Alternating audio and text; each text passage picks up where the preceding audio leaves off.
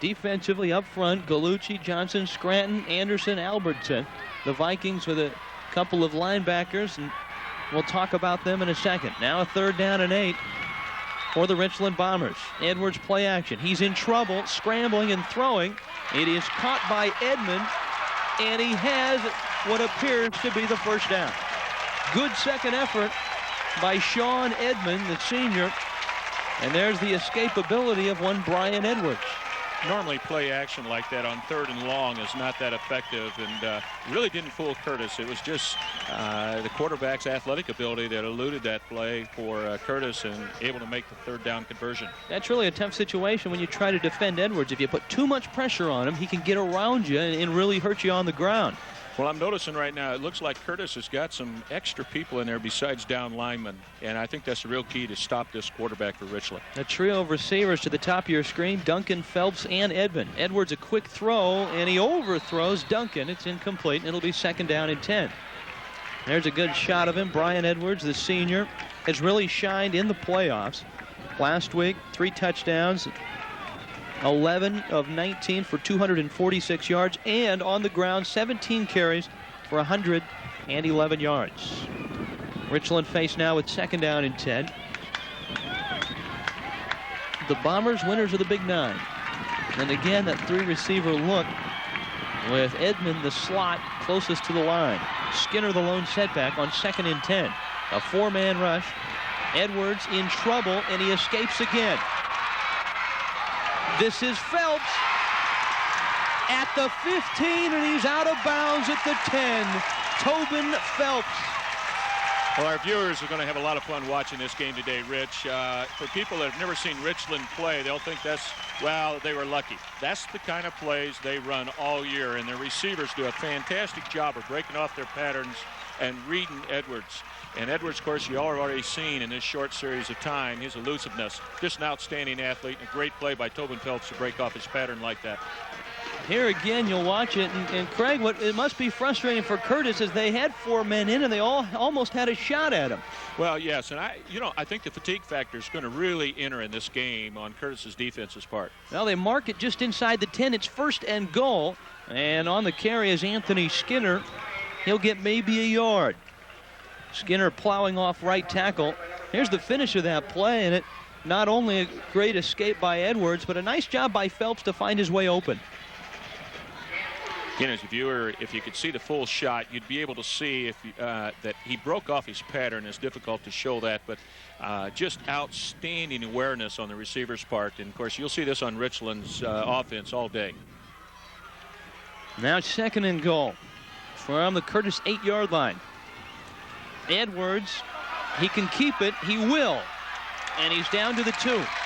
Normally Richland, after they run a dive back, they have a real tendency to come back on the second play with Edwards running the ball. Fake the dive or just run the full sprint out like they did on that play. And I'm sure the Curtis coaching staff's aware of that. Edwards, again, he's a load as a running back in addition to his throwing ability. Edwards is running out of room on that helmet, the decals you get for a big play, a touchdown. He's involved in a lot of touchdowns this year. 29 through the air, 15 on the ground. And now he's faced with 3rd down and goal from the 2. A fumble, and Curtis has it. Curtis has recovered. Edwards fumbled. And it's Brian Smith, the senior middle linebacker, who comes up with a huge turnover early on. Brian Smith is the type of athlete that I think many colleges are going to be after also. Here you can see the play on the replay. Just a fumbled exchange, a nightmare for a coach. Hard to believe those things occur at this time of the year, but they do happen. But Brian Smith, a heck of a football player, in addition to being a good fullback. Well, the man to watch offensively for the Curtis Vikings, Signer Mobley. In the backfield along with fullback Brian Smith. And from their own 2-yard line, Mobley gets it. First time out, and he's got some daylight to go. Mobley up the left side. He's to the 20. It's a foot race. Mobley, is he inbound still? Yes. Signer Mobley is going to go all the way. 98 yards. And Curtis on the first play from scrimmage A 98-yard run from Signer Mobley. The Richland coaching staff thought maybe that Mobley had stepped out of bounds. And let's watch him really tightrope, Craig, the near sideline. Well, it's just a simple lead play here, and Richland, who plays a very aggressive defense here, missed him. But now it's just a foot race. And, of course, this is the reason why so many people consider Mobley one of the finest athletes in the state. See here, he's going down the sideline. A lot of inexperienced backs have a tendency to stop, look where the defender's coming, but he just turns on the jets, and as you can see, that long stride of his, he's going to be a very sought-after athlete. You can't get much closer to the sideline than Mobley did. Here's Purvis to add the point. And Curtis has taken an early 7-0 lead here at Fran Rish Stadium. The Vikings scoring after a big, big turnover. The road to the King Bowl continues after this timeout.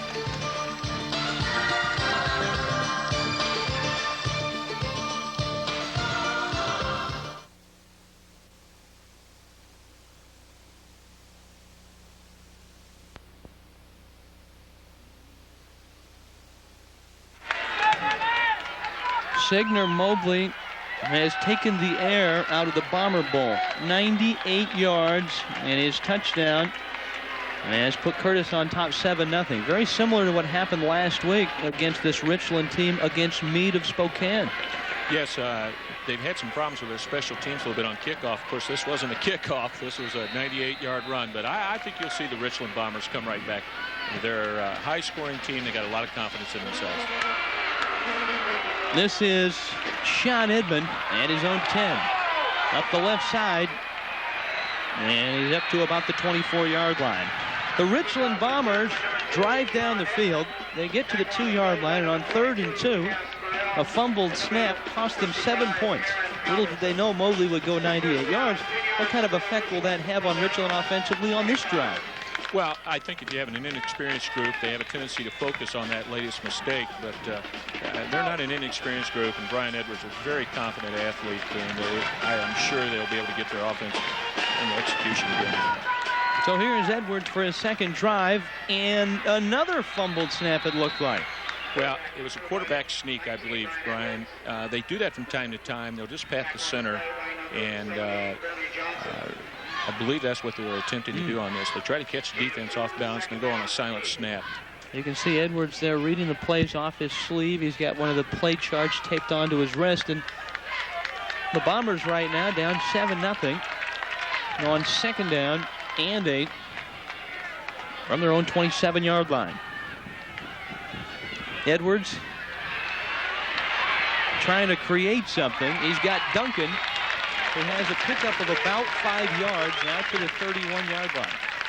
One of the interesting things, I think, right now is how Curtis is playing their trips formation. They've got a linebacker on the inside, trips receiver, and they're playing Mobley back as a free safety, in which he's not picking up anybody, just in case the receivers get loose from Richland. They've got that outstanding speed back there to pick it up. There you see John Duncan. He one of a trio of receivers that have big numbers for Richland. Tobin Phelps, the leading receiver. Phelps split to the bottom of your screen. There's Duncan going to the top. Now on 3rd down and a short 4. Lone setback is Skinner. Edwards on an option, and he's hit and dropped. Bernie Johnson was there to meet him. Tackled by number 70, Bernie Johnson, and number 55, Aaron Albertson also on the spot for Curtis. When you see a play like that, Rich, it doesn't look much like the fans, but that shows that the Curtis coaching staff has really done an outstanding job in scouting, because that's one of the favorite plays of Richland on short yardage. Fake the dive and then had Edwards run behind it. Craig, I Curtis think was ready for it. I think that's a matchup that a lot of people have overlooked, in a sense that they talk about Curtis's defensive secondary having to stop the pass. That here you see the punt. Mobley will take it at his own 22, and this time he won't go 98 yards, or will he? Mobley out to the 34-yard line, and that's where Curtis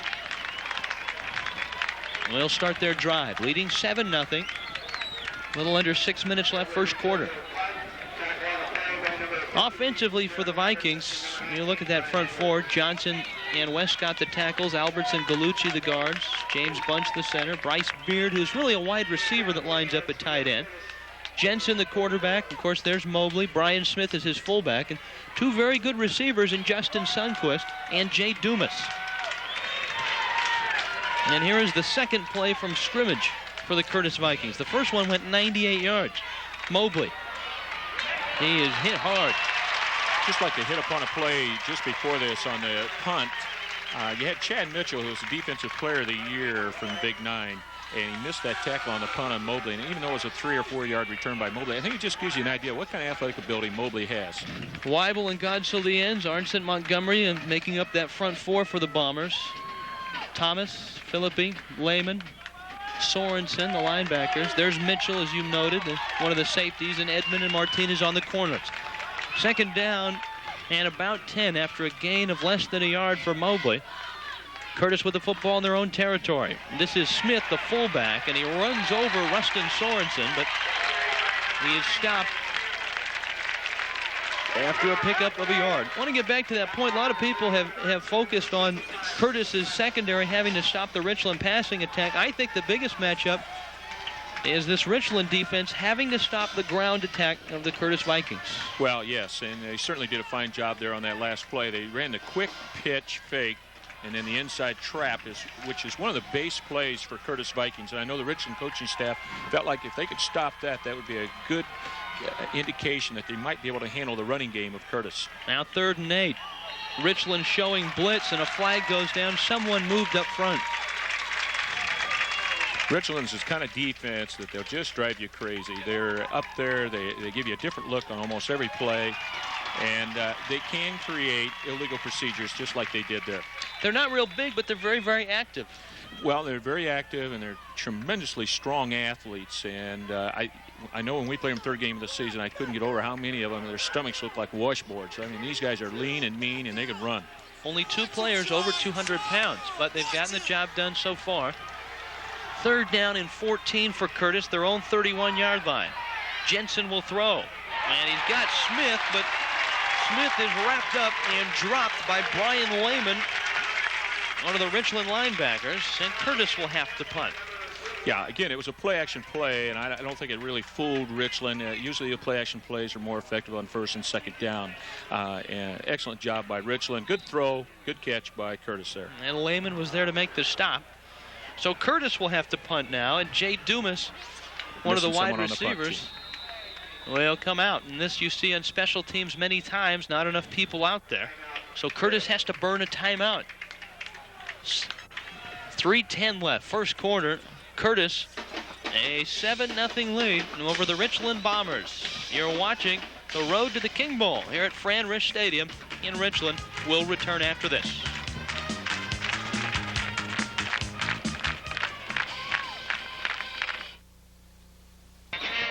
Back at Fran Rish Stadium, Signer Mobley's 98-yard touchdown run. And the only score of the game. Curtis on their second drive stopped right at their 36-yard line.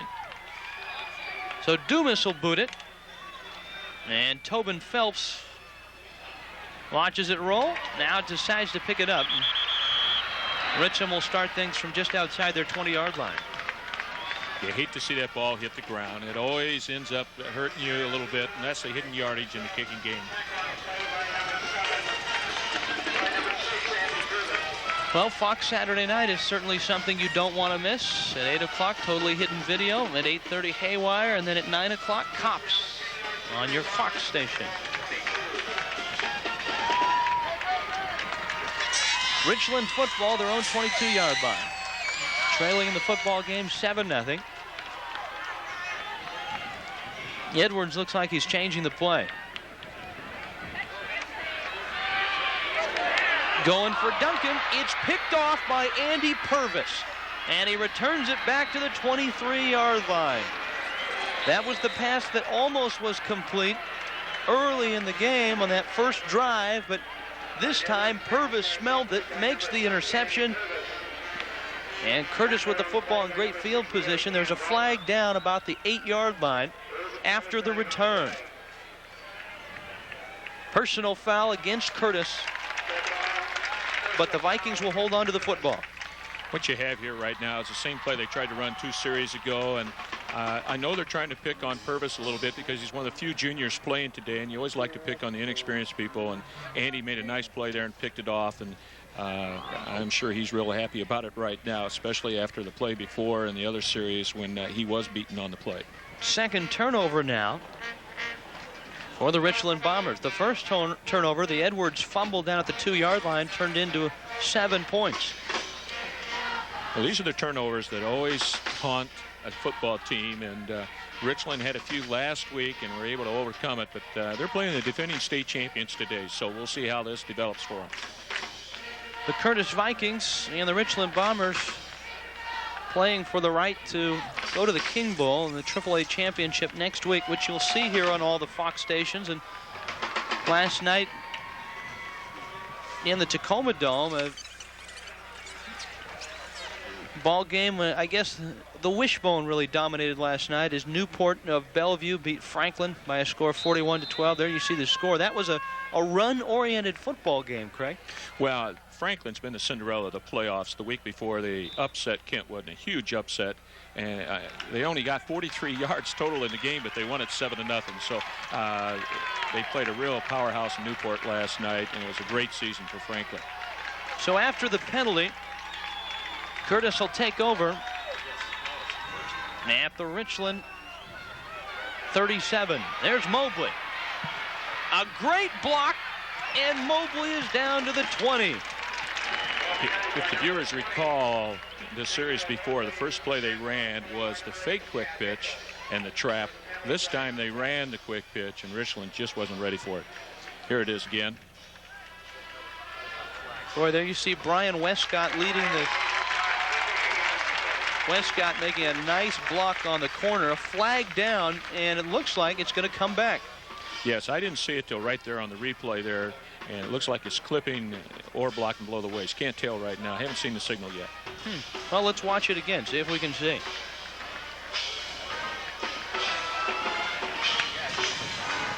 Well, it's pretty tough to, you know, if a cornerback, when he has 2 linemen in his face, if he turns his back on him, and you still have to block him. Yeah, I think what's amazing about high school football as compared to college and NFL, well, I'll come back to this point in a minute, Rich. And now looking at 1st down and 30 now is Curtis at the Richland 43. Jensen doing some scrambling of his own. A great catch by Jay Dumas at the 10-yard line. And that is good enough on a 33-yard pickup for the 1st down. Well, it's like watching a mere copy of the way Edwards plays for Richland. Just an excellent play by Brian Jensen here as he rolls out. Richland doesn't have outside contain on it right now. Throws a great pass right here, fairly well covered, and just a heck of an athletic performance there by that Jay Dumas. Just a great catch, and of course Richland right now really needs to suck it up here tough. Their defense is going to play very tough. Curtis can get a 1st down, 1st and 10 just outside the Richland 10-yard line. Mobley, nothing doing up the middle. Randall Montgomery the first there to get him. Montgomery the senior at 205 pounds, and it will be 2nd down. That was a slow developing play, and normally you don't run slow developing plays in goal line offense just simply because most teams will have some kind of a penetrating gap style defense, and that was very successful for Richland. Didn't work out too well for Curtis on that play, Rich. 2nd and 11, loss of a yard by Mobley. You see Smith in the slot there. Mobley the lone setback. Now on 2nd and 11, Jensen will throw it, and it's deflected. He was hit pretty hard as he delivered that football. Didn't have a real chance to deliver it. Yes, they tried to run a pick play out here on the wide side here, and they had, I believe, Smith, the big fullback out here. He was simply a decoy. He was trying to run a pick for the outside receiver, and it's a play that you see a lot on all levels of football. Jensen in the win over South Kitsap, the 46-21 win, had a good day. There you see, very proficient, 3 touchdowns, just 1 interception, almost 300 yards. And he has the Vikings right now on the Richland doorstep down to the 11-yard line, but faced with 3rd down and 11. A minute left, 1st quarter. Curtis on top, 7-0. Dumas in motion. Jensen in trouble. Almost intercepted. Joe Thomas, the senior linebacker, had not one, not two, but 3 opportunities to intercept that football. Well, great composure on Richland's part here, being able to come back from this long pass. You see Chad Mitchell coming here, Defensive Player of the Year for the Big 9, converting on Brian Jensen and made him throw early, and they almost got the pick. Heck of a defensive stand by Richland. And now the kicking game comes into play. Held on 3rd down. Andy Purvis is in to attempt a 29-yard field goal. It is long enough, but wide right. Very similar field goal attempt when Curtis played Pasco and lost to Pasco in overtime. Very similar field goal and almost the same alignment. The wind not a real factor. Craig, we touched upon it. Had it been blowing as hard as it was about 10 o'clock, that football probably wouldn't have reached the goalpost because it was up to 35, 40-mile-an-hour gusts about 10 o'clock here this morning. It's down to about 10 to 15 right now. Yeah, it still makes it very curious why Curtis kicked off, gets the win again, and I'd be anxious to find out why that occurred. So the Bombers take over at their own 20-yard line.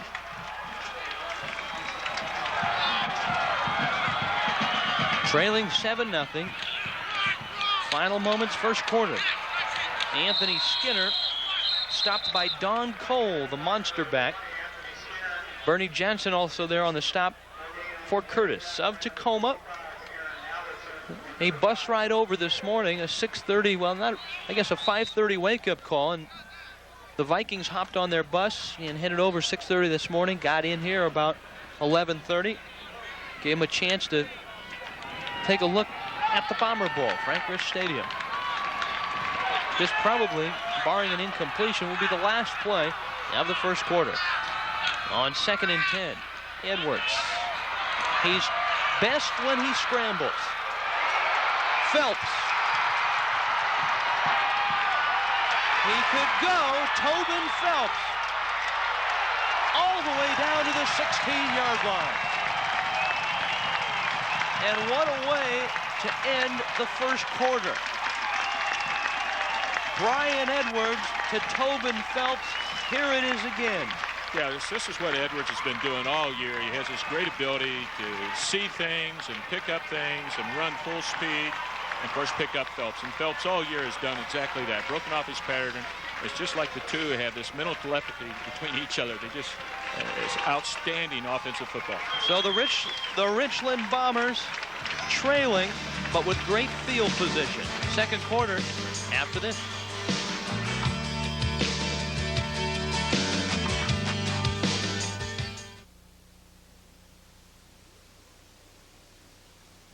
Then on the play-by-play.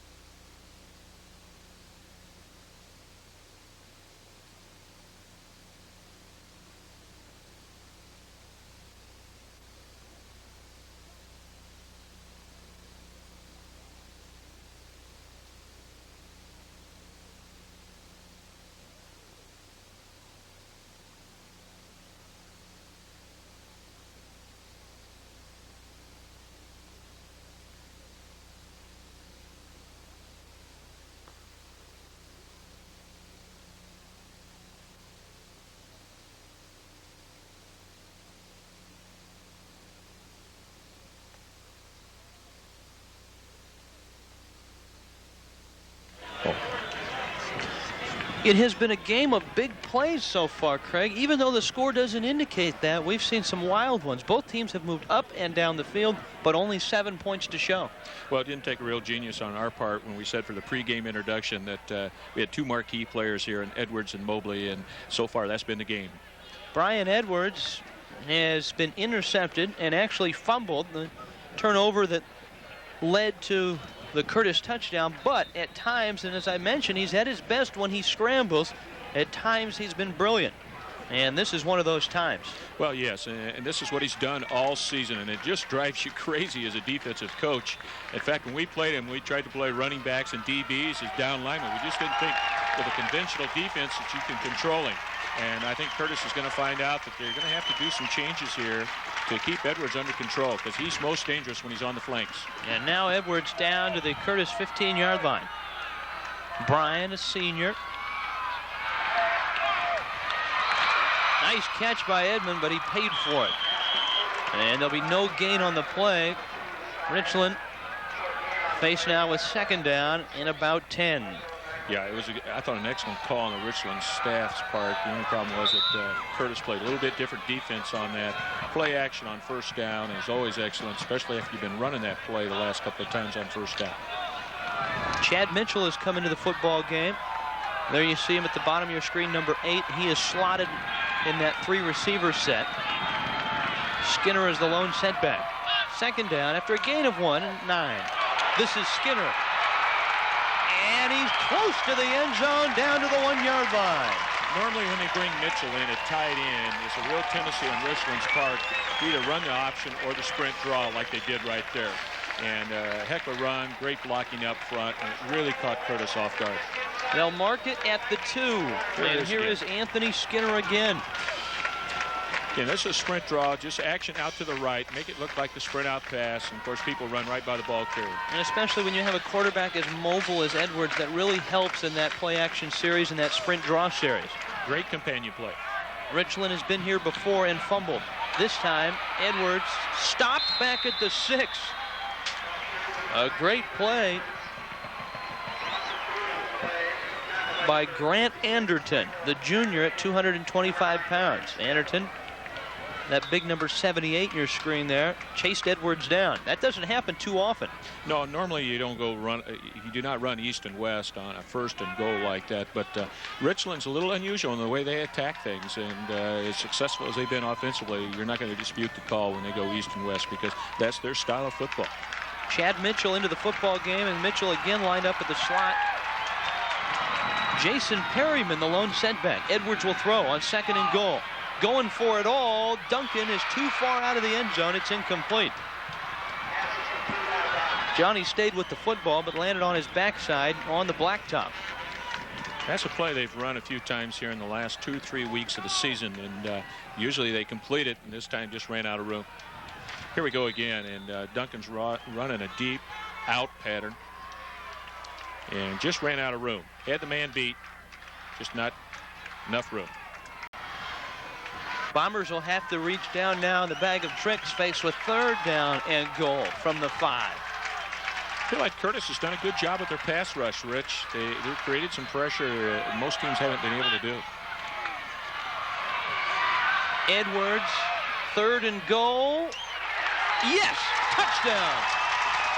Scott Miola, the tight end.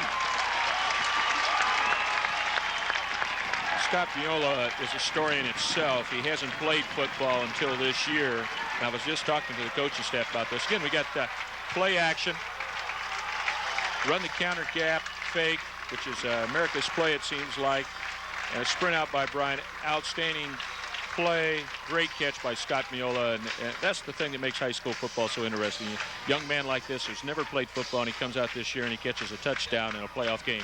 Boy, Miola had Russell and Mobley all over him in the end zone.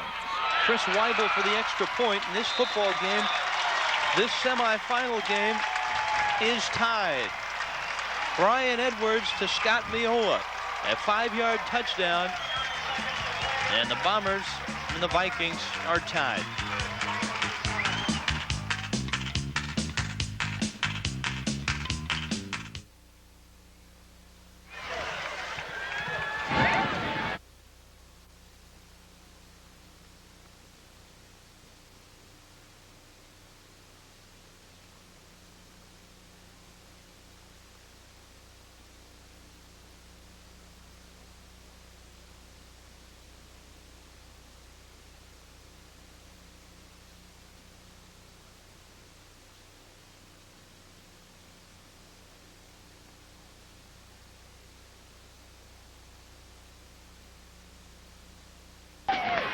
Craig, one thing that makes Richland so very tough is the depth they have in their receiving core. You talk about Tobin Phelps and John Duncan and Chad Mitchell and Edmond But it was Scott Miola who hauled in that touchdown catch, and only 7 catches on the regular season, and he makes an awful big one here in the semifinals. Yes, when people talk about balance, they always talk about running and passing. Right? I think sometimes you can look at balance from a strict passing team like Richland. The fact that they throw so many receivers in itself is a balance.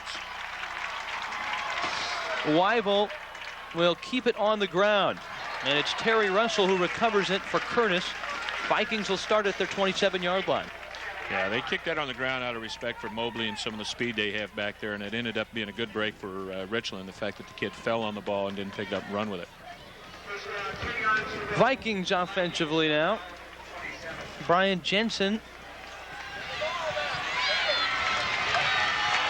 There you see the Richland coaching staff. Jensen and the Vikings will start it from their own 27-yard line. We're tied at 7. 9:40 left, second quarter. This is the fullback, Brian Smith. And he has maybe a yard.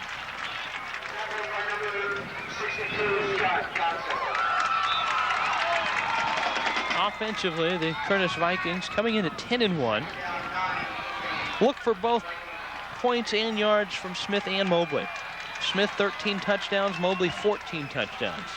It is Mobley the lone setback right now, and Smith as a wide receiver to the top of your screen. Mobley on a draw. And a great job by Randall Montgomery to just hold on. He couldn't bring Mobley down, but Montgomery got a hold, and he waited for help, and it came. They ran somewhat of a counter gap play there, Rich, and the penetrating, aggressive style of Richland's, you really got to block that perfectly in order to get that kind of play off. Misdirection is difficult to run against the Bomber defense. 3rd down and 10. Vikings from their own 27. Mobley still on his feet, but not enough for the first down. Rustin Sorensen along with Joe Thomas there to make the stop. Excellent recognition part on Chad Mitchell, number 8, the free safety. That was a play I saw the Richland players working on during pregame, and a great job of scouting here. Just a swing pass to Mobley, try to get everybody spread out one-on-one. Mitchell doesn't make the play, but he slows him down enough where the pursuit caught up. Excellent recognition on Richland's part. Good job of scouting by the Richland coaching staff. Tobin Phelps is deep for the Richland Bombers. This is Jay Dumas. Not a good punt at all. This is the kicking game we talk about on the high school level. And with the weather we've had, Rich, it'd be real interesting to see how much the punting, how much the kickers have been able to do this week with the wind over on the west side and the east side this week. Well, on the west side of the state, a lot of the playoff games, thankfully, especially last night, played indoors at the Tacoma Dome, and some of them played out in the elements. And of course, the King Dome will house the King Bowl. We're tied midway through this second quarter. Brian Edwards has been very creative so far, and he has good field position out to his own 43-yard line to start this drive. Anthony Skinner back to the original line of scrimmage. That was a sprint draw again, and as we said earlier, Rich, it's been a good call for Richland on 2nd and 3rd down, particularly when they ran it down there in the goal line territory in 2nd and 3rd. They've been running on 1st down today. Normally they haven't done that during the season, so they must have spotted something in Curtis's defense for calling that play on 1st down.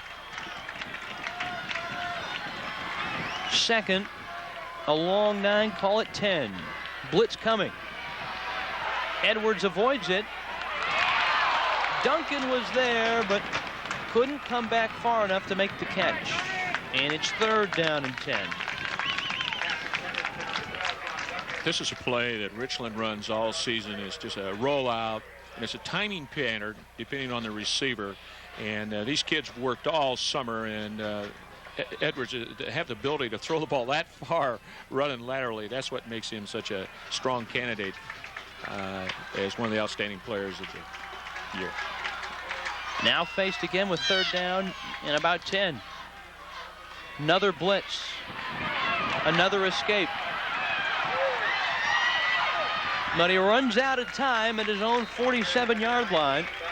And this time it's the Curtis defense that comes up with a big play. Excellent gang tackling and breaking down on Curtis's part, and that's the type of thing you need to do. You need to keep him corralled. You need to break down, and when we talk about breakdown, we're talking about standing there and looking at his belly and not making a motion. Follow him. Read his numbers. Don't read his head fakes or his arm fakes. Read that belly. Read that number. It's almost more like playing basketball defense than it is playing football. Very much so. So on to punt is Matt Jenkins. And Mobley is back around his own 20. A low snap.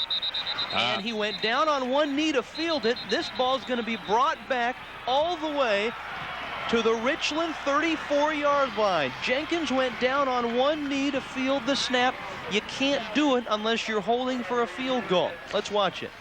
Yes, Jenkins hasn't had a lot of punts this year, so maybe you can excuse him from that standpoint. And this is just a critical mistake on special teams' part, and great field position for Curtis. Jenkins has only punted 17 times for the whole year prior to the playoffs. Vikings now 1st and 10 from the Richland 34-yard line. Smith wrapped up by Scott Gotzel, the senior. Gotzel getting through quickly. Here's a guy who's only 176 pounds, Gotzel is, and he slips through a pretty big offensive line to make the tackle. Yes, again, a slow developing play, and I don't think those kind of plays, misdirection, slow developing, are going to work very well against Richland unless they're going to try to set up the play action off of it, which I'm sure they are.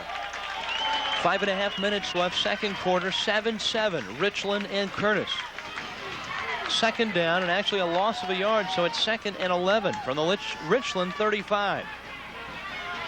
This time Jensen will keep it.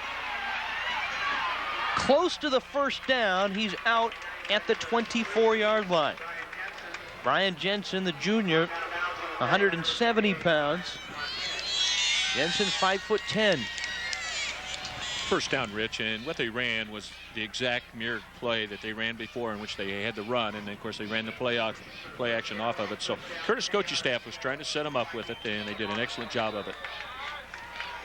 It is good enough for the first down. So the Vikings now with the wind at their backs. 1st and 10.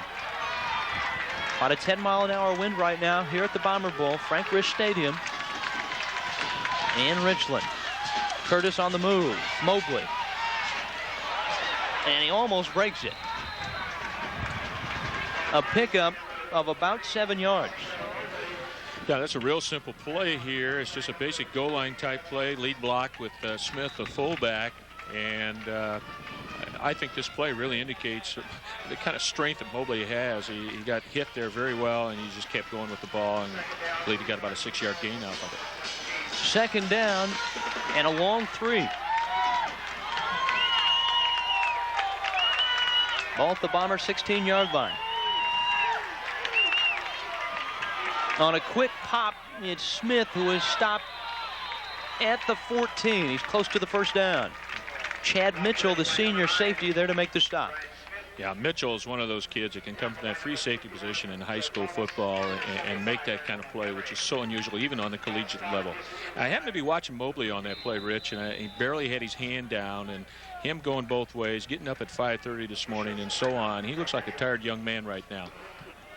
And a lot of times the adrenaline and the emotion of the playoffs can sap you early on in a contest. Although Mobley has been in big ball games before. Obviously the King Bowl champs last year. Curtis hoping to get back to the King Bowl and defend that title. And Richland trying to get there and face a Newport team that ran the wishbone last night and has run it over just about everyone they've faced this year. Curtis is that short of the first down. So they'll be faced with third down and very short, deep in Richland territory. Might not be a bad play to gamble on, because you've got the great fullback and the strength, of course, of Mobley, too, that could gamble on this play. See what happens here. So rather than go for the first down, maybe play action? I think so. It could be. We'll see. I hear that the coach, Bob Lucy, is a real gambler. No. Well, Smith, a good investment, has the first down. And Curtis will move the chains and keep this drive alive. Both teams have been able to move the football up and down the field. Turnovers have hurt the Richland Bombers. They have turned it over twice, an interception and a fumble.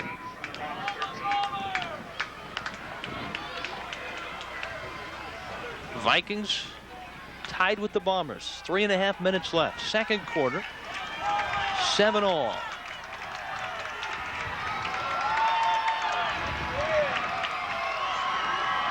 Jensen on 1st and 10. That's Dumas in motion. Smith. That's tough yardage. Just short of the 10-yard line. Pickup of maybe 3. Notice that the Curtis coaching staff took Mobley out on that play, and they must have seen what we have seen up here, that he's a tired young man. Gave him a drink of water on the side. Now they brought him right back. Wouldn't be surprised they'd go to him on this play, maybe. Clock is under 3 minutes now. And there's time running down in this second quarter. 2nd and 7 from the Richland 10. And that's Bryce Beard in motion. Got motion. Somebody moved. The pitch is fumbled. And I think the Bombers have it. Or did Mobley get it back? Mobley got it back. Somehow, under the pile, Mobley got it back. Craig, I thought there was motion on the far side of the line. Yes, there was. The wide receiver went down while the other man was in motion here. This is a speed option. And I think you could see by Mobley's reactions that he's a tired young man. I think with a little bit more rest, he would have caught that. That wasn't a bad pitch. I like the call, by the way, because it was man coverage by Richland. Just a poor exchange on Mobley's part. Now faced with 3rd down and 9. Jensen in trouble. Incomplete. He has 3 men in the area. And it looks like the Vikings are going to try to kick a field goal. Again, play action. I really don't think you fool a lot of people on 3rd and long like what they ran here. And the outside linebacker was just waiting on Jensen. Jensen's athletic ability was able to elude him, but well covered by Richland. They weren't fooled by the play action at all. Now on 4th down, here again is Andy Purvis. He misfired from 29 yards, almost the exact same angle. And now he'll boot it from 30 yards. Wind's picked up. He'll have the wind behind him. It's blocked. 21. Rustin Sorensen.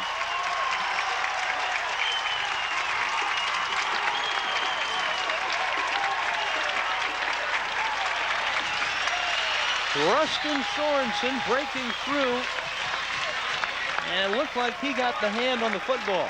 And twice now the Vikings unable on field goal opportunities to convert. Here we go. Rustin Sorensen, an outstanding football player, like a lot of these young men for Richland and Curtis, and just came in, extended himself, made a great play. That's a live ball, by the way. A lot of people forget about that. So here is Edwards and company taking over. And Sean Edmond, Tobin Phelps, out to the 29-yard line. A pretty good pickup on 1st down. Yeah, I think they're trying to set up the chair pattern where the receiver runs the out and goes upfield. Let's see what happens here. 1.5 left, clock running, so going without a huddle is Richland. This is Duncan. And he scampers out of bounds, stopping the clock and getting the 1st down. Very well orchestrated here by Richland. Quick passing game, 3 steps by Edwards, throw the out pattern, get out of bounds, save time on the clock with 1:20 left. Bombers at their own 35-yard line. The clock is stopped, 1:20 left.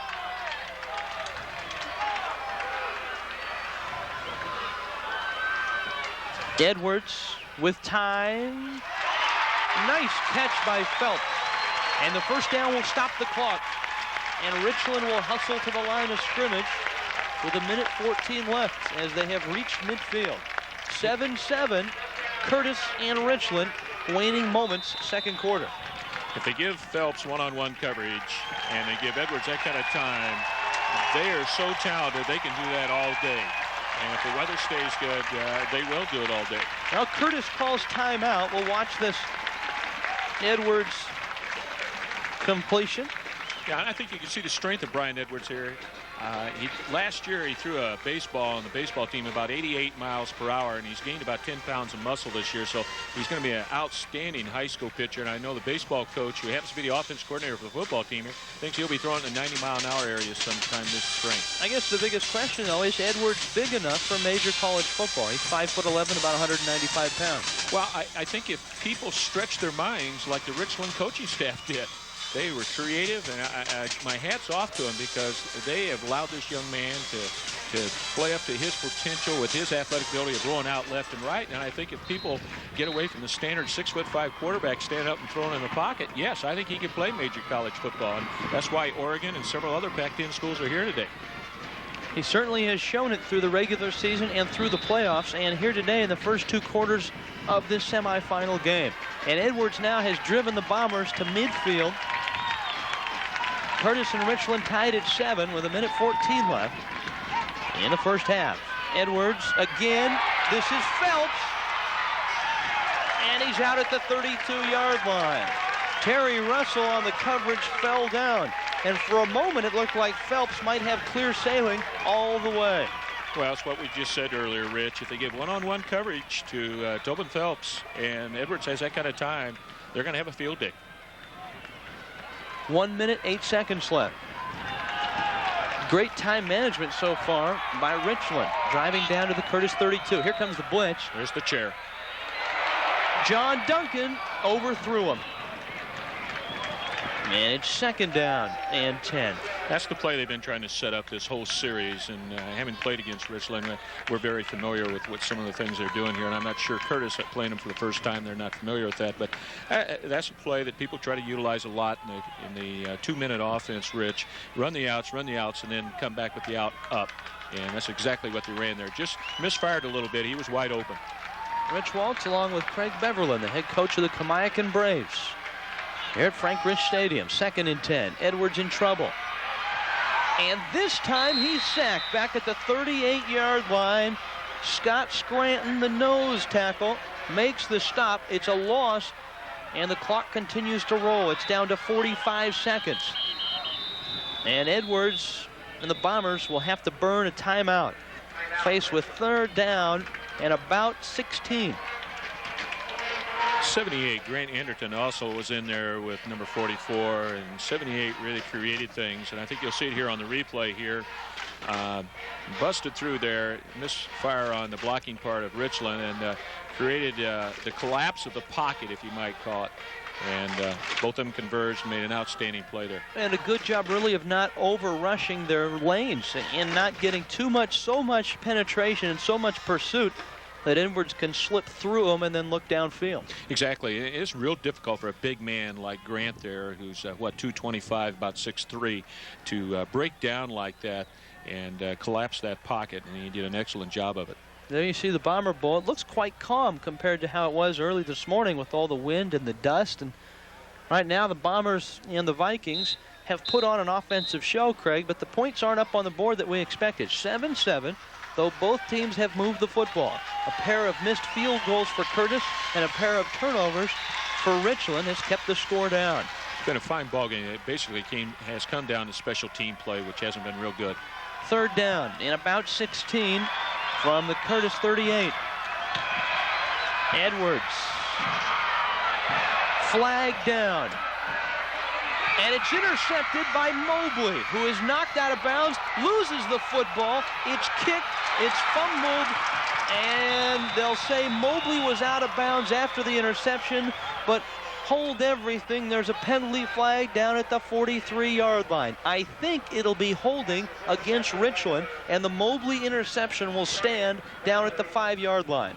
Well, normally when you see a flag in that area, Rich, it's not good for Richland. And here we go with the replay here. Maybe we can pick it up. I thought maybe it was blocking below the waist. Well, it occurred right in this area right here. Haven't been able to see it yet. Again, looking downfield, great throw. Boy, what a play by Mobley there.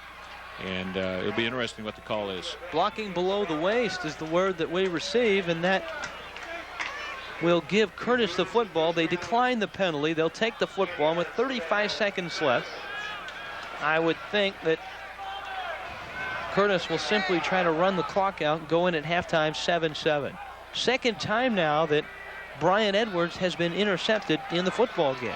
Yeah, two great athletes going against one another. It's only fitting that the half's going to end that way with Edwards being intercepted by Mobley.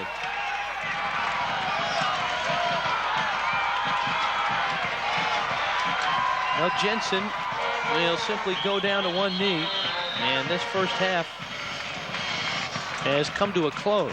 7-7, the Curtis Vikings and the Richland Bombers. Mobley with that 98-yard touchdown run.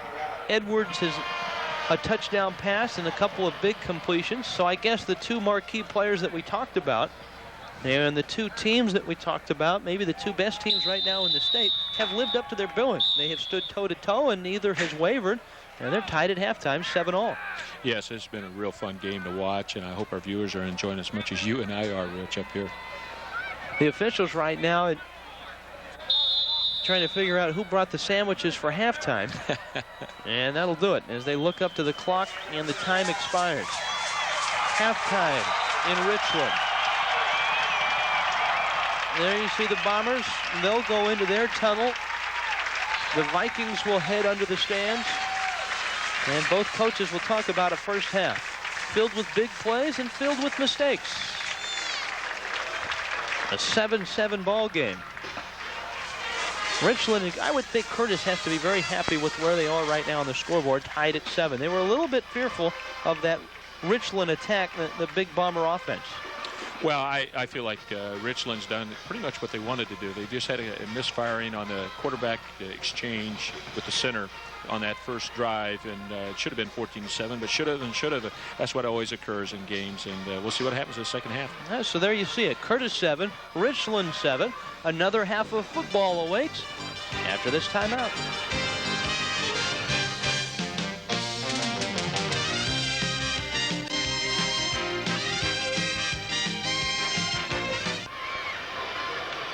Back with Craig Beverland, I'm Rich Waltz. Halftime, the semifinal game here in Richland. The winner of this game will take on Newport next week in the AAA championship in the King Bowl in the King Dome in Seattle. Curtis 7, Richland 7. Craig, have you been surprised by this first half? Anything stand out to you? No, I think it's pretty much what we decided, what we thought we'd see, that Mobley and Edwards would be the marquee players and that there'd be a lot of speed, be a lot of quickness, and be some good runs on Curtis's part, and be outstanding passing on Richland's part, and that's exactly what we've seen this first half. Travel schedule very tough for Curtis. They drove over here this morning about a 6:30 start away from their Tacoma campus. Did that have any factor in this football game, having to travel and play on the same day? Well, I think so. I think if I was in their position, I certainly would have come over here the night before, but I don't know what their situation is with their philosophy, with their administration, and so on. I think the second half might be a telling factor in regards to what you just brought up, Rich, that fatigue factor and getting up that early in the morning. Well, we've got some plays to look at, some numbers to think about, but we'll do it after this timeout.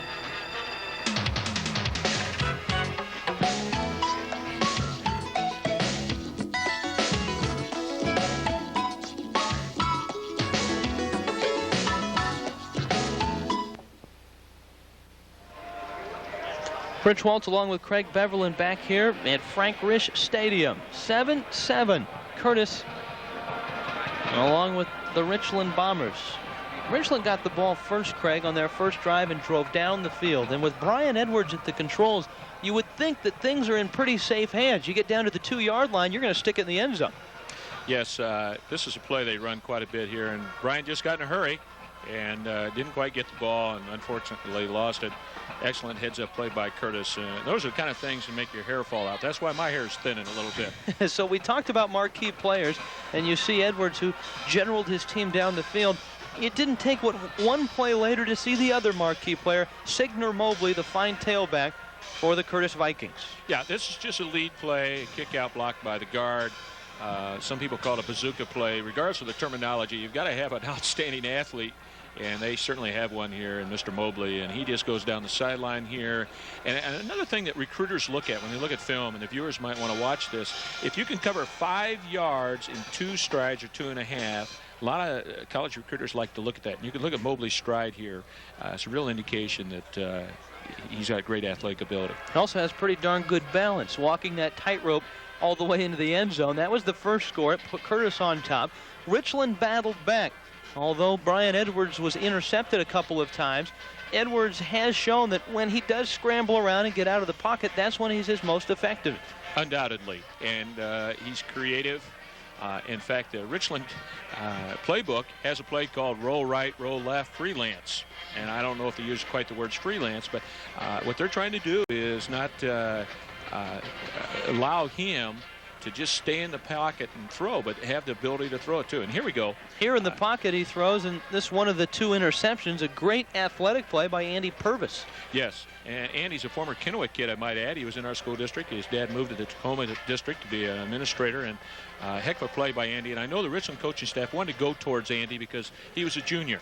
And unfortunately, Purvis later on that drive would miss a 29-yard field goal. He would also miss from 30.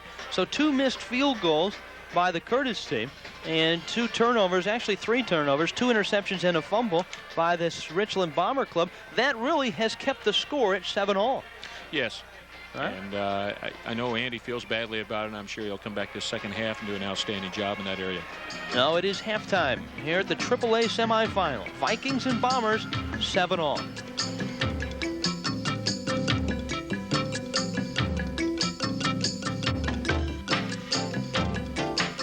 The win's really going to be a factor because it hasn't been, but mistakes have been a factor so far in the ball game.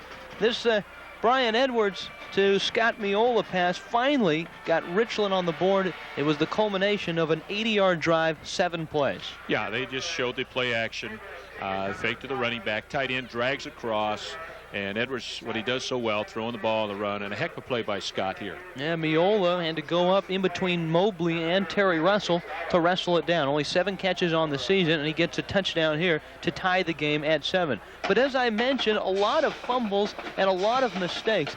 And sometimes you would think in a game with such emotion, maybe fatigue is a problem, maybe with the guy that goes both ways. Yeah, it's hard to say. Right now, they ran the speed option, and I think 2 plays before this, we said that Mobley looked real tired, couldn't put his hand hardly down, and right here, he looks like a tired athlete. Just lost his concentration, and the pitch wasn't that bad, and fumbled it. He was lucky to get the ball back. Curtis got it back, but missed a field goal. They've missed 2 field goals in this first quarter. As you look down at the Bomber Bowl, field is in excellent condition. The footing has not been a factor. Brian Edwards, the 1 touchdown, but as well as putting some pressure on him. Well, again, he's rolling out here, and this is what he does best. He has ability to see downfield, and this is, I believe, the play by Mobley, and just a heck of a break on the ball type play by Mobley. I think these are the kind of things that have got college coaches wondering, is he a defensive player or offensive player? One thing for sure, he's a heck of an athlete. Edwards and Mobley, although shining, making some mistakes, but still the centerpiece of the semifinal football game. Curtis and Richland tied at 7.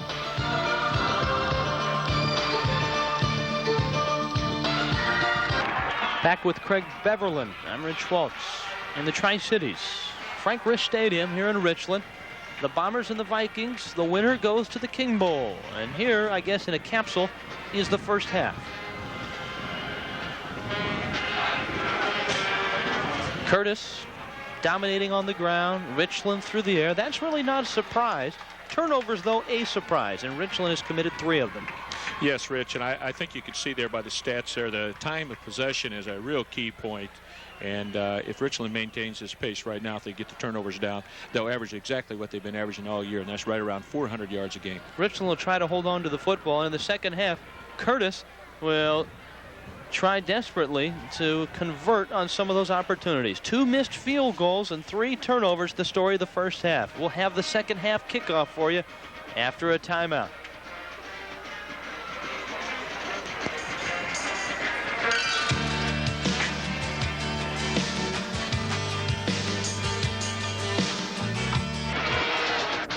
Craig, you hear coaches say time in and time out, the third quarter, the most important quarter of a football game. Why is that? Well, you set the tone, I think, for the rest of the second half, and psychologically it affects, I think, whatever team's on top. And right now with Richland kicking off and having the wind behind their back, I assume they'll have the wind behind their back because it is picking up again, Rich.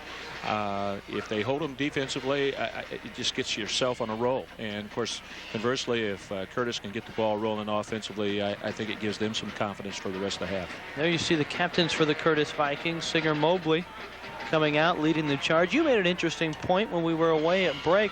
We looked at the 157 yards that Curtis had rushing in the first half, and it's an impressive number. But you said, remember, 98 of those yards came on Mobley's first run of the day in that long touchdown run. Yeah, you know, this sounds strange, but I think sometimes coaches would not like to score right away in the game because you almost get a tone or a feeling on the sidelines. Well, this is going to be easy. First play, we run 98 yards for a touchdown, and then you get almost lackadaisical mentally. And maybe that's what's happened to Curtis. Regardless, if I was a Richland coaching staff, I'd be talking about, hey, they got one play for 98 yards, and then we've bottled them up since. All right, Craig, we've waited all day for it. Finally, the wind is starting to become a factor. It is starting to kick up. How will that affect either team? Will it affect Richland more so than Curtis? Well, definitely. As we said earlier, I think the passing game will affect them on that. The wind here, the way it's swirling right now, and the flag being still, and then the next minute swirling, it will really play games with that football. And, of course, as you saw in the stats, Richland has almost a non-existent running game. The Bombers will kick off to start this second half.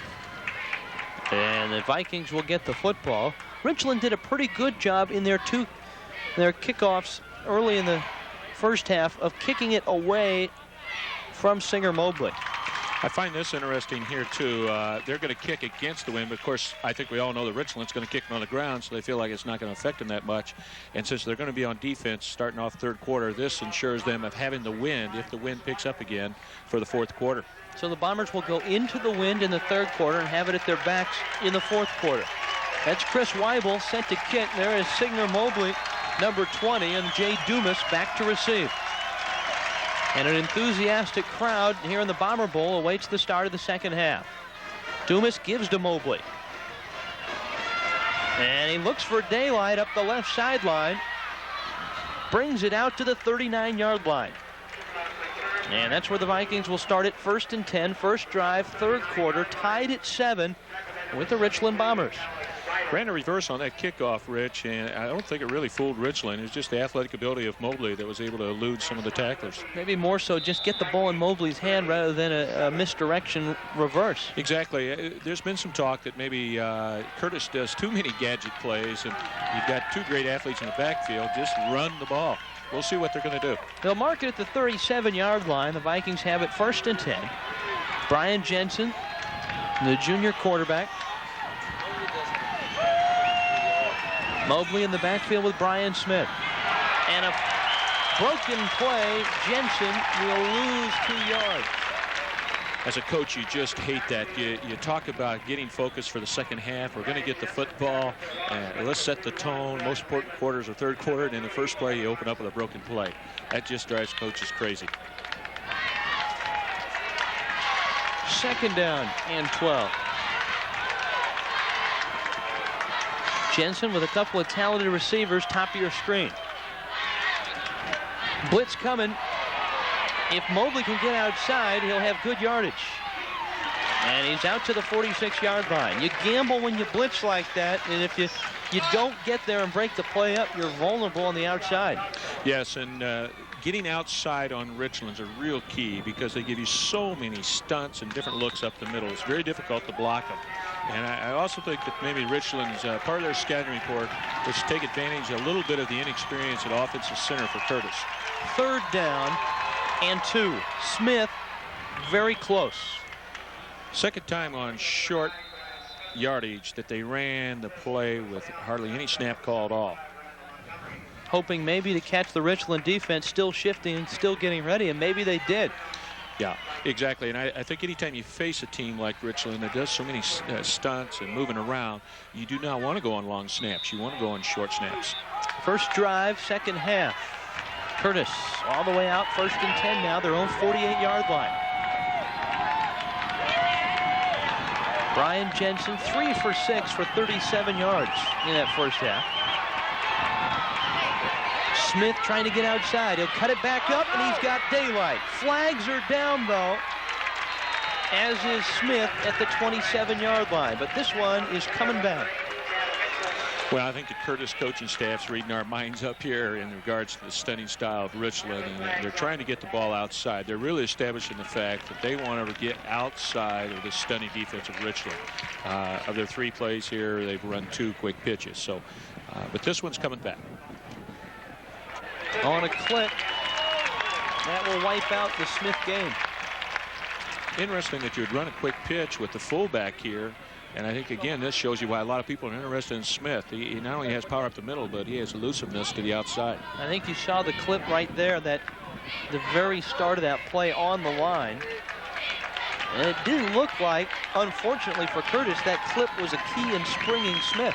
No, and that's usually the way it happens. Yeah, it's not the clip that is the big block on the play, but it is still illegal, and it will cost the Curtis Vikings 15 yards.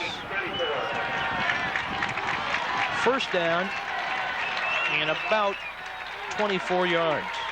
Got Mobley wide to the outside. Let's see if they try to run something outside over here to Mobley. A center screen to Dumas. He's got a convoy. And he's all the way into Richland territory, though he's still short of the first down.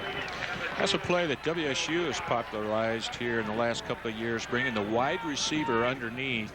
And, of course, everyone was keen on Mobley, just like we were up here. You can see in the replay here, number 2 coming underneath. Great middle screen. Excellent call by the Curtis coaching staff. And you can see the linebacking core for Richland really bid on that. They were over on the left side of the field.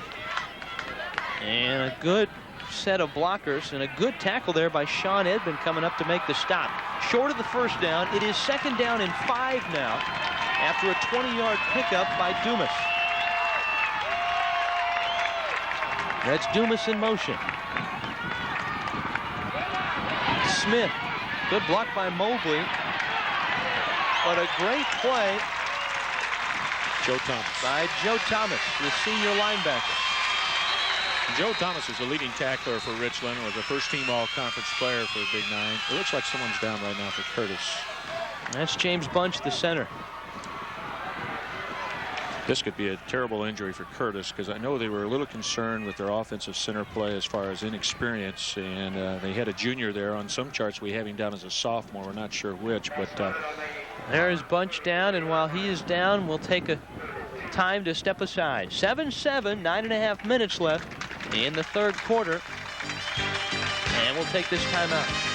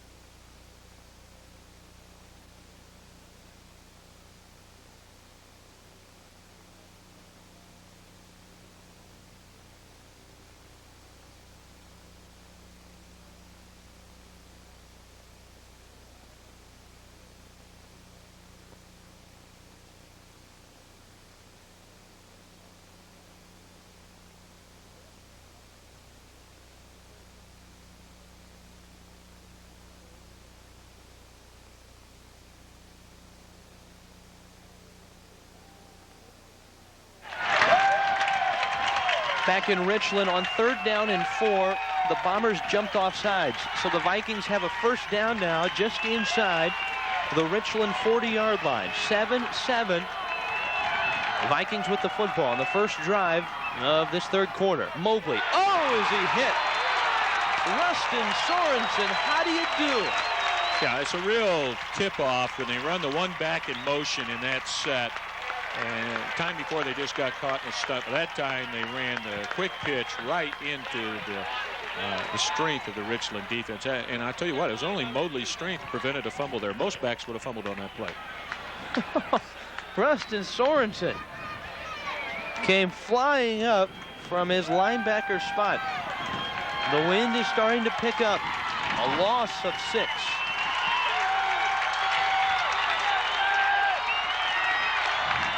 ball sitting at the Richland 45. Smith fumbles, but gets it back. And for the second time now on a pitch similar to that one, Curtis fumbles only to get it back. Mobley fumbled and got it back in the first half, and now Smith losing yardage but got the football back. Yeah, a good pitch again by Jensen, and I think again both backs are going both ways, and the fatigue factor might be entering right now. That should have been caught. There's no doubt about it. The Curtis coaching staff's making a strong commitment to getting outside Richland. Third down and 17.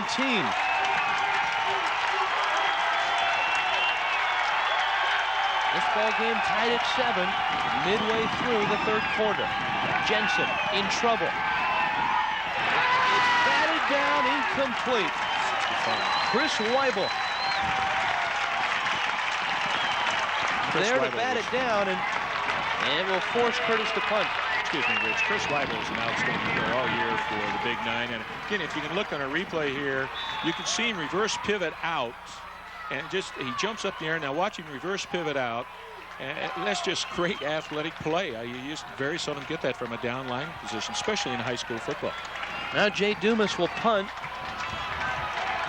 Tobin Phelps is deep for Richland. End over end in the wind. And Phelps with the fair catch at the 14. Although it didn't produce points, it did eat almost half of this third quarter off the clock, that opening drive by Curtis. Yes, and again, I think both teams can say that they started off possibly this third quarter the way they wanted to. Curtis had the big play with the middle screen with Dumas, but yet they had a couple of fumbles there too. So Brian Edwards, who was 10 of 17 for 179 yards, 2 interceptions and a touchdown in the first half, gets his first taste of the second half, throwing on 1st and 10. In trouble in his own end zone, and he dumps it off to Skinner. And Anthony Skinner gets out to the 7-yard line, loses the football, flags hit the deck. What a mess that was. Curtis thinks they have it. Richland is just happy there was no safety on the play. And we still have to figure out what the flags are all about, and I think that's what the officials are discussing right now.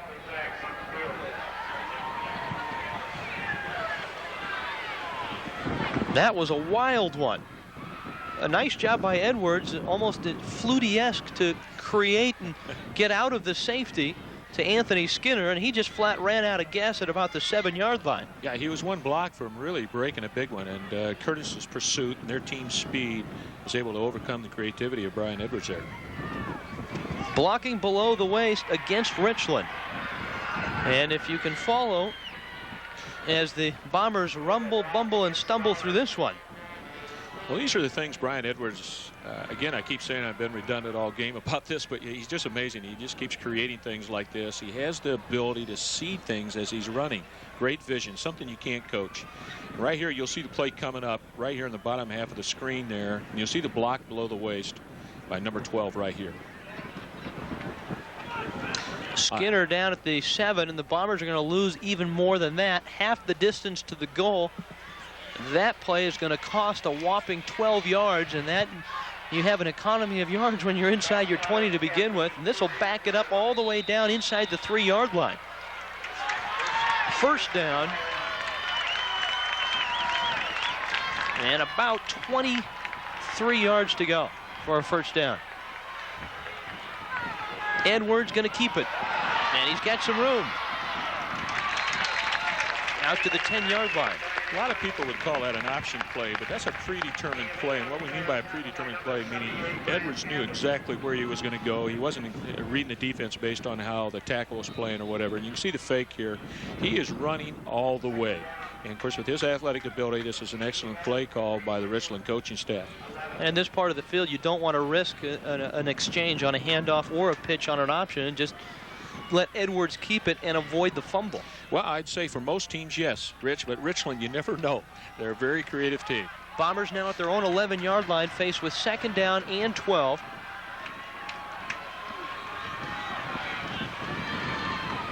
Edwards on play action. Over the middle for Phelps, and he can't make the catch. Very, very close. Andy Purvis defensively, and there you see Edwards lobbying for a pass interference call. But I think Edwards threw the pass to the wrong man.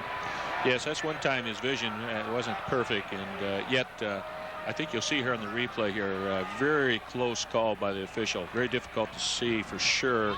Again, the ball's in the air here, and you have to be going for the football. And it looks there like the defender was not going for the football. Andy Purvis got away with pass interference. That, you're right, he was not going for the football. He had Phelps wrapped up, signed, sealed, and delivered. 3rd down and 12 now. So the Curtis Vikings get a break. Yes, they did. Edwards. Still with it. Incomplete, but a flag is down. And Singer Mobley will be caught with pass interference, and he knows it. I'm not too sure if the Richland coaching staff didn't call that, because they were very, very animate the play before, but that was pass interference. Dave Manthe was down there as a receiver, that little number 23, and I think Edwards was looking for him here. And you'll see Mobley right there. Yeah, it's kind of play that bang-bang type play. You really can't fault Mobley. It looked like he was going for the ball and the defender at the same time. And high school ball, they're very finicky on pass interference. Maybe not so much pass interference, but a blow to the head, maybe. That was a pretty vicious hit. As a replay showed there again, maybe he wasn't going for the ball. Yeah. And Mobley knew it. He put his head down right away and walked back to the line, no argument.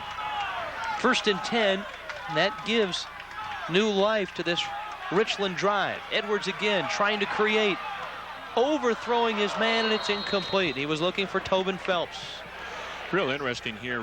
Curtis has changed their defense for the second half, and they've gone to a 4-man line, and I noticed they're bringing a linebacker almost every time, so they're getting a 5-man rush. Their outside linebackers are playing way wide now in 3-point stances. They're trying to get Brian Edwards to stay in the pocket, because once he rolls out, as the viewers have been able to see in the first half, that's when he's most dangerous.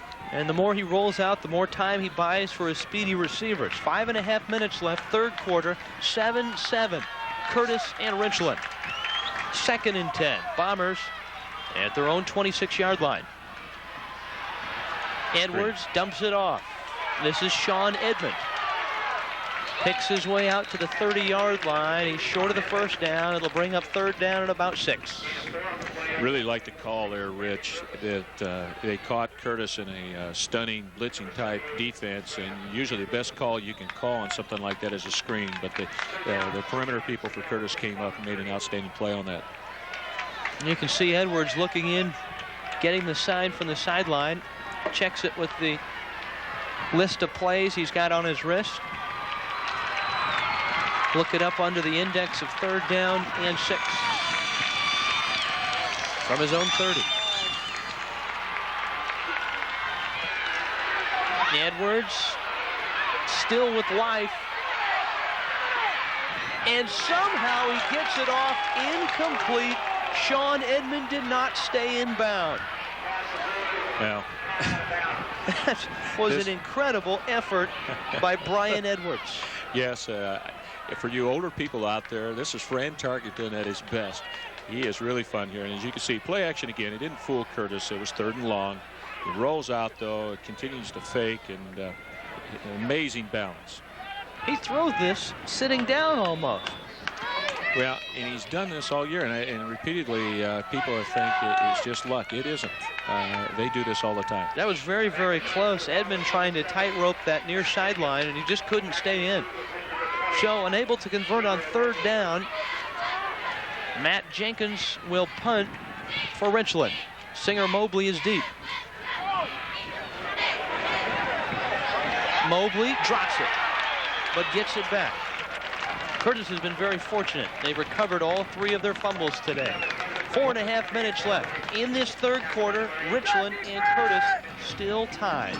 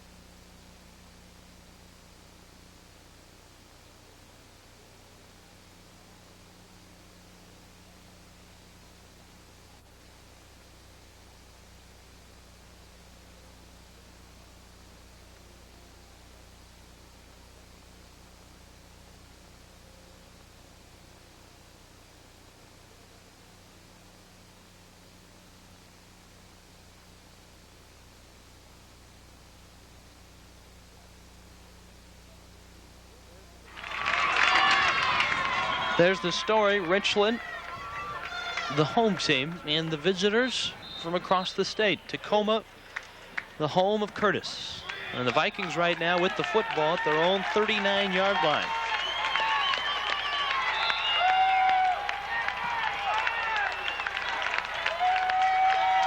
Neither team able to score on their initial drives of the second half. And Curtis gets it for the second time. This is Singer Mobley. He's got great speed. All the way down to the 10. Touchdown, Singer Mobley. And Curtis leads it 13-7. Mobley goes 64 yards for the score. I believe it was a very similar play that they ran for the 98-yard play to open the football game. As the viewers can see here on a replay, the guard kicks out, fullback leads through, and it's just Mobley's athletic ability now beating Chad Mitchell on that play right there. 62 yards on the run. Mobley with a 98 and a 62-yard run. Wow, he has most of his yardage on 2 carries. And Curtis will try to add the point and make it 14-7. It's up and good. The Bomber Bowl has grown very, very quiet, and Singer Mobley is the reason. 14-7, Curtis on top of the Richland Bombers.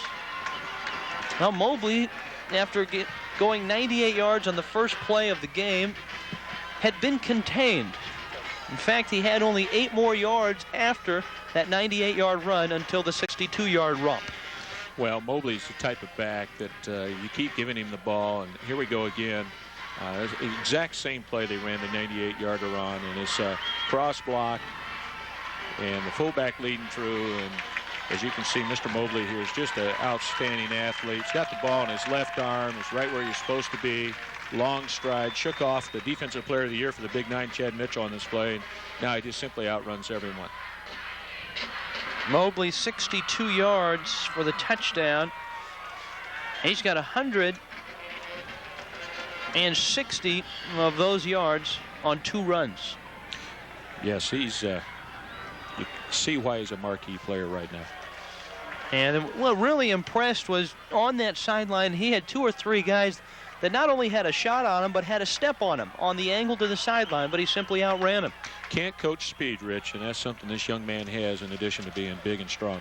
And he has put the Vikings on top 14-7. A crowd of around 9,000 on hand here at Frank Rish Stadium. You can see the folks on the grass knoll. All the seats are taken. Some standing room seats. A lot of fans have come over from Curtis also. In his end zone and unable to bring it out is John Duncan. So suddenly there's pressure on Brian Edwards to create some more. Well, a lot of time for Richland, and the thing that the Richland people have got to tell themselves, they're going to have to win fourth quarter. And they've played an outstanding game. Well, there you see our end zone camera, and thanks to Star Rental, you get the good view. You'd just get a bunch of helmets and shoulder pads if it weren't for Star Rental. Now Edwards. Now Richland had some men open last drive, just couldn't get him the football. Edwards overthrowing John Duncan. He was not open until the last moment. Mobley down on the coverage along with Andy Purvis. Yeah, again, they're picking on Andy there, and Andy's right there with him and did a great job playing defensive back there. Going into Richland's game plan, they certainly wanted to throw to number 6's way. You can almost sense that Richland is trying to design a play on the near sideline to let Edwards scramble. All right, offensive lineman, just let everyone come. Brian, you scramble around, then someone's got to be open after about 6 or 7 seconds. 2nd and 10 for the Bombers. Blitz coming. And a draw. Edwards out to the 24-yard line. And a great job defensively by Aaron Albertson, who made the stop.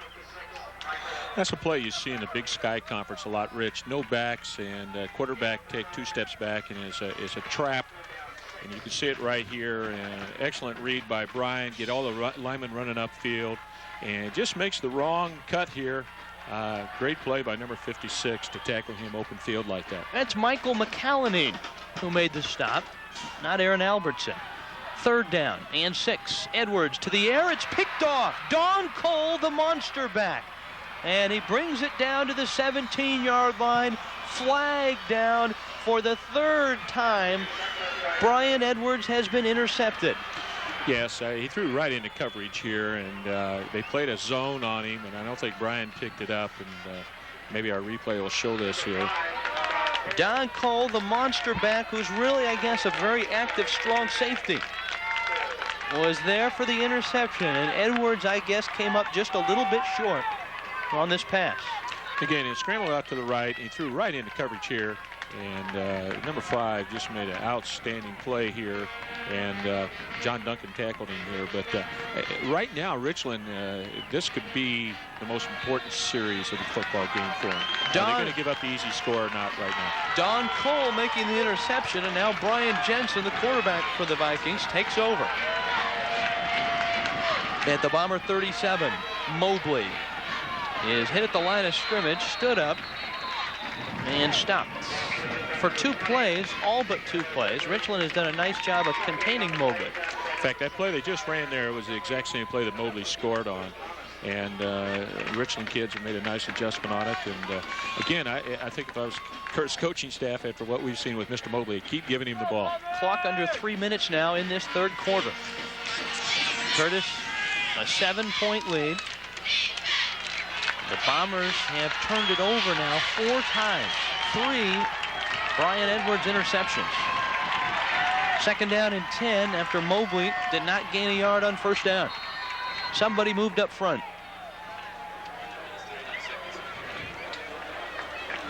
And it looked like Curtis might have been offsides, might have lined up offsides. It'll cost him 5 yards. Whoever meets or whoever advances, I guess, to the King Bowl faces a real challenge in the wishbone of Newport.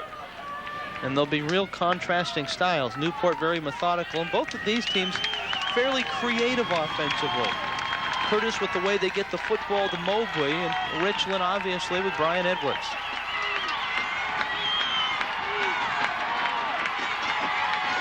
On 2nd and 15. A fumble. Richland has it. 86. Randall Montgomery was there to scoop it up and make the recovery. And the Bombers take over near midfield.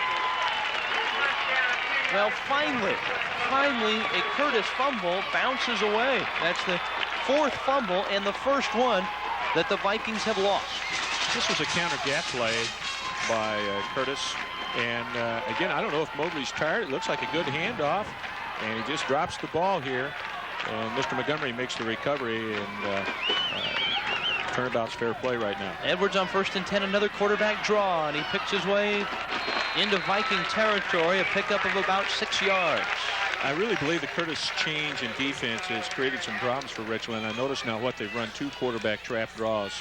And they're trying to exploit that soft middle right now, Curtis. And I think that's what Curtis wants them to do, is continue to run up the middle, because they're going to really shut down the flanks.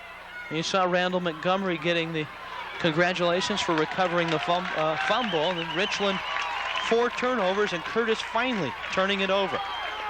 The first one. 2nd down and about 6 on an option. Edwards hit hard. And he'll get up to the 46-yard line, still short of the 1st down. Real difficult to run the trap option towards a split inside like they did that time. Number 44 has been playing a down outside linebacker position and just crashing really hard. Again, Richland's a little thwarted here on what they were doing the first half by the change in Curtis's defense. We've entered the last minute of the 3rd quarter. 3rd down, 3. Bombers with the football at the Curtis 46-yard line. Quarterback sneak, and there is Edwards for the 1st down.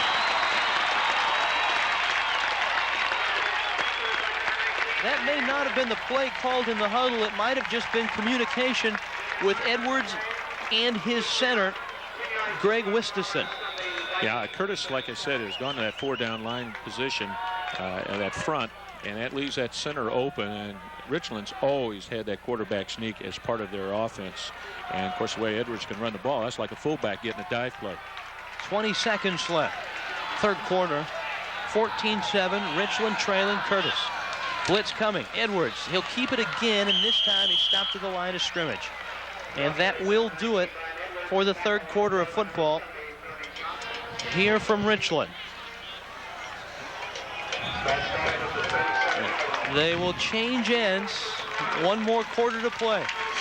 The Bombers at home but trailing. Curtis 14-7.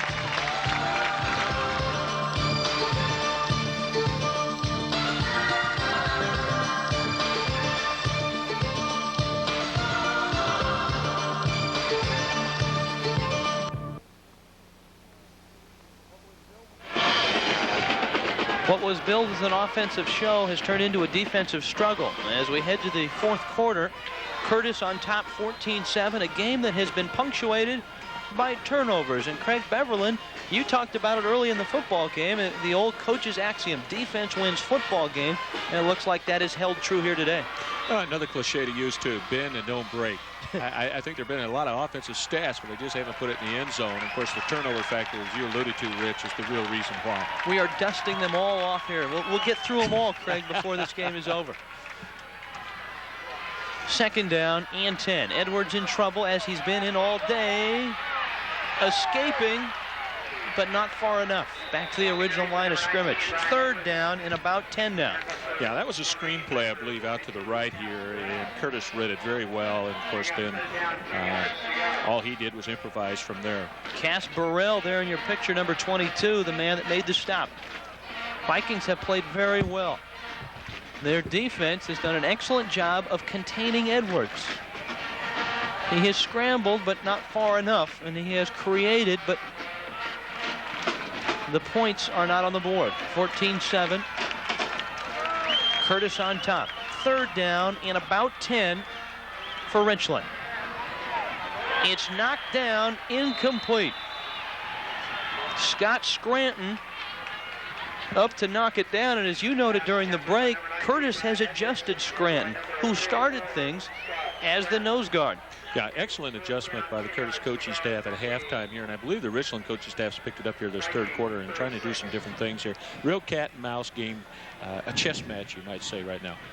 Scranton, who started the nose tackle from his outside linebacker spot, got a hand on that football.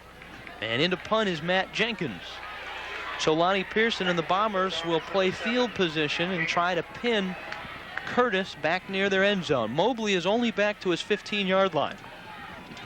Jenkins' kick will land at the 3. It's down at the 2. On special teams, a fine job by Chad Mitchell. Yeah, I believe that Richland was even thinking about going there, but that was a smart move on the coach's part to kick the ball and put him down there deep. Vikings on their last possession fumble, and for the first of 4 times today, that fumble was recovered by Richland. 3 times Curtis had fumbled but recovered it themselves. Let's see if we see the same play they ran the last time they were on the 2-yard line. They're set up in it right now. The 98-yard run by Mobley, first play of the football game. It is Smith instead, off right tackle. He's out to about the 5. Mobley, like lightning, has struck for 2 long touchdown runs. A 98-yard run to start the scoring out for Curtis. And here in the second half, Mobley went 62 yards for his second touchdown. And it has given Curtis the lead that they hold right now with 10.5 minutes left in the football game. 14-7. Curtis with the football and the lead, but backed up to their own 5-yard line. Second down and 8. Jensen will throw it, and he overthrows Justin Sundquist. Third down and 8.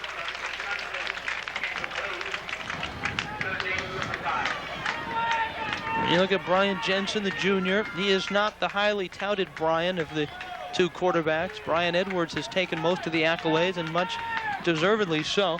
Jensen is a little more of a manager, more than, I guess, a star. He's the general that runs the offense.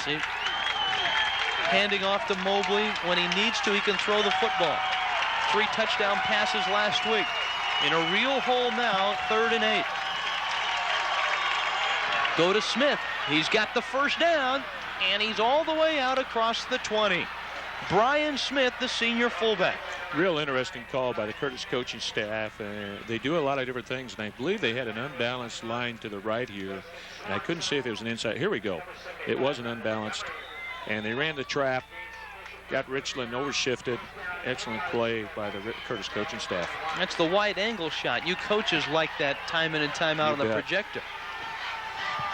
I'd hate to see your guys' home movies. 1st and 10 on their own 21. Smith again, fighting up to the 25.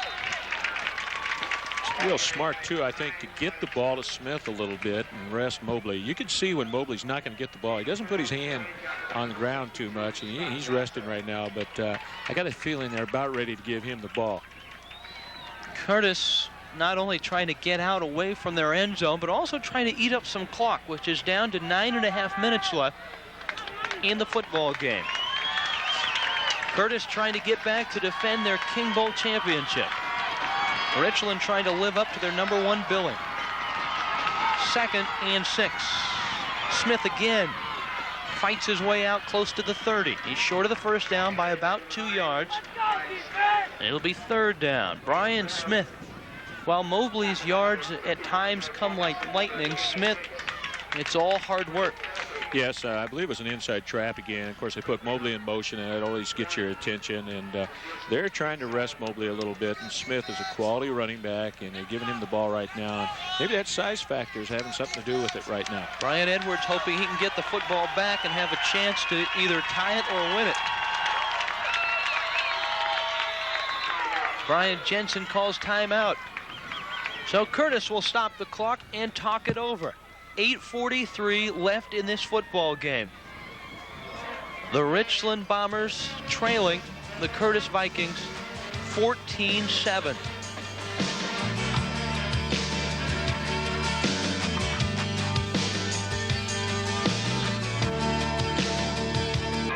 Well, the Curtis Vikings, backed up to their end zone, have driven out to their 29-yard line, but face 3rd down and a short 2. Trying to keep the clock rolling and stay on top. Jensen gives to Mobley, and he is stopped back at the 27-yard line. Scott Godsell, the senior defensive end, made the stop for Richland. Excellent call by the defensive coaches from Richland. And you can see here they had almost 9 people up on the line of scrimmage. And this is a very similar play again that they were been running with Mobley on those touchdowns. But it's not a real good play, I don't think, maybe down here, because you're going east and west, and they were able to catch up with Mobley. You saw Godsell break through, make the tackle. Actually a loss of a yard. On to punt now, Jay Dumas. End over end kick towards the sideline, near side. And it is down at the 47-yard line. And that is where Richland will take over. Certainly Richmond has had their opportunities in this football game. And again, they're set up perfectly. Great field position for the man that many feel is the best quarterback in the state. His numbers prove it. In fact, although the records aren't all that clear, he appears to be the first quarterback in AAA football to throw and rush for over 1,000 yards in a season. Brian Edwards, he threw this season. In fact, he has thrown thus far almost 2,500 yards. Play action. Edwards still has it. Almost intercepted by Mobley, who came flying up from his safety position. Yeah, I thought maybe they'd go to Phelps one-on-one on this play, and it was great play action. It's just, again, 2 excellent athletes going against one another. Edwards here, as you can see, fakes the handoff here, holds the ball here, shows a lot of poise. Phelps is running a post pattern. Mobley's not fooled by anybody. Mobley's been put back there as a free safety, and he's watching no one. but Brian Edwards, and then he's flying to the football. Great defensive scheme by Curtis. They're not having Mobley do anything but spy on the quarterback. You know, we've talked all day about Edwards, his ability to create and how much freedom they give him back there. The same can be said about Mobley. They give him a lot of freedom in the backfield. Just go back, play center field, so to speak, and react to the offense. Well, I think what's happening now, and of course Richland's had a great offensive scheme all year, averaging 400 yards a game, but Curtis has got enough strength that they can afford to play some people back, play this 4-man line, and play Mobley back as a free safety without having any responsibilities other than spying on Edwards. So it's 2nd and 10 now. Richland, their own 47-yard line. Curtis on top, 14-7. 7:40 left in the football game. Edwards scrambling again. Can he escape? Yes. Anyone open? Well, we won't find out, as Edwards will keep it across midfield, close to the first down. He makes me tired just watching up here, Rich. It's great athletic ability. Well, if they had frequent scrambler miles for quarterbacks, he'd have a lot of free trips. What they were trying to do is run a post corner to Sean Edmonds at the top of the screen. You could see Brian looking right there, and you can see that they had it well covered. And now it's improvisation on his part. Came up short of the first down, though. 3rd down, very short. Look for the quarterback sneak. There it is. Edwards paid for it, but I think he has the first down. You could see that coming the way that Edwards was lined up. Man, the Curtis defense wasn't really set, and that quarterback sneak was a favorite of Richland. It's a first down. You want to scout for us next year, Rich, by the way? No, I'll be busy. Okay. Ball at the 42-yard line. Curtis is 42. The clock starts. It's under 7 minutes. About 6 minutes, 50 seconds left. 4th quarter. Richland trailing 14-7. Taking over near midfield. Now 1st and 10 at the Curtis 42-yard line. Duncan, Phelps, and Edmond, top of your screen. That's Skinner in motion on a 4-man rush. And they get Edwards. Not yet. Incomplete.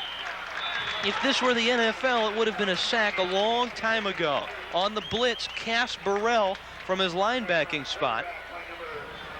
Well, as you can see, Edwards, again, great strength to be able to stand up, withstand a rush like that. And they threw the ball away. An intelligent play on his part. I really like what Curtis is doing, especially when Richland goes to a no-back look. They're going to stunt, say, hey, can you block everybody? And, of course, you can't.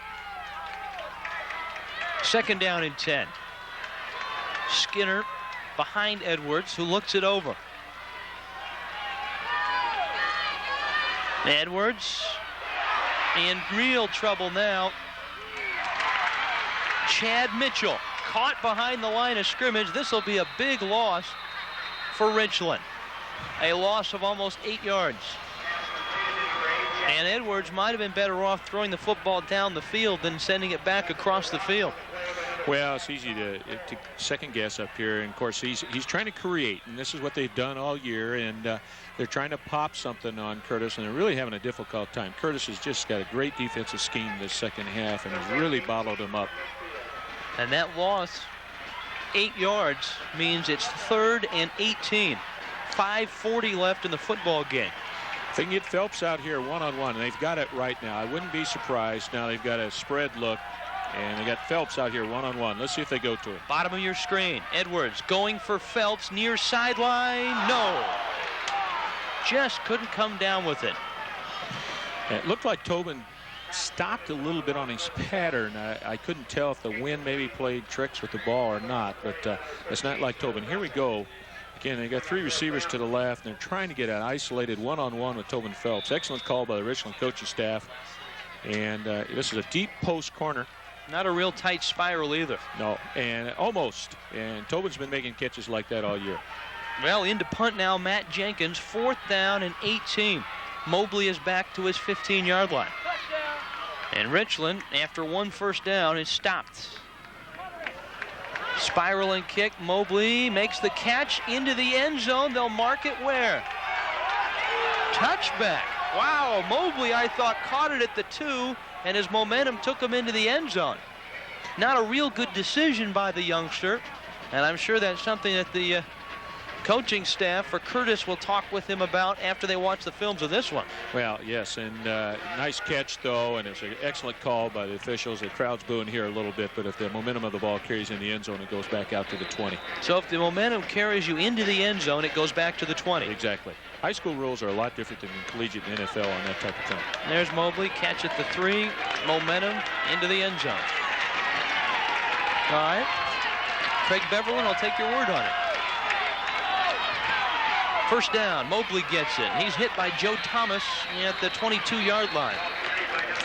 I think at this point, probably you're going to see a lot of stunning, a lot of blitzing, and more than we have seen from Richland. And, of course, that's their forte anyhow. But I doubt if Curtis is going to put the ball up in the air. At least I think that's what Richland would be thinking right now. So we could be seeing a lot of things happening in this next series. Richland's got to make it happen now if they're going to win this ball game.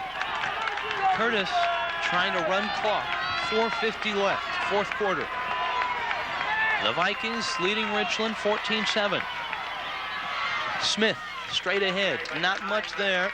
A lot of green. Randall Montgomery at the bottom of the pile to make the stop. Interesting call coming up. You might want to run something here where you've got that lead play again where you fake the dive. It looks like the fullback's getting it, and of course you give to Mobley, but I'm sure they're going to be conservative on this. At least you'd think so.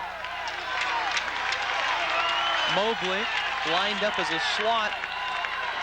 No, actually lined up as a double tight end. 2 tight end set, and Smith will get it on 3rd down and 7, and he's well short of the first down. Richland will get the football back. Curtis forced a punt. We're under 4 minutes left. Clock continues to move. That was an interesting formation. They went to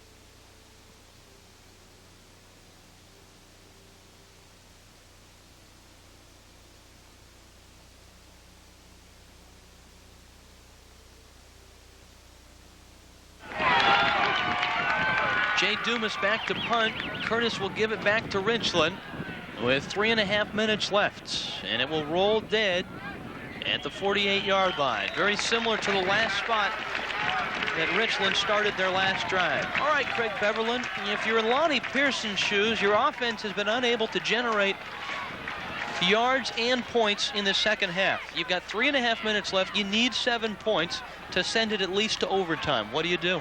Well, I think you go to your #1 receiver and try to get him isolated one-on-one, possibly put trips to one side and get Phelps out away from him. In fact, that's exactly what they're going to do right now. And you see there were 3 receivers to the bottom of your screen. Phelps entering the top of your screen right now on 1st and 10. Edwards tries to get it to him, has it at the 45, and Phelps close to the first down. Gain of 8. Nice call, Coach. 3.5 minutes left. The clock continues to roll. And Richland has to be very careful right now. Got to get in and out of the huddle quickly. All timeouts remain. 3 timeouts for Richland. Curtis has used one of theirs. I thought maybe Richland would go their 2-minute offense right here. Not so much because of the time, but they really did that well to close the first half. 3 minutes left. Phelps, bottom of your screen. He's dangerous. And he'll get it again. Nice catch. Slides down with the first down.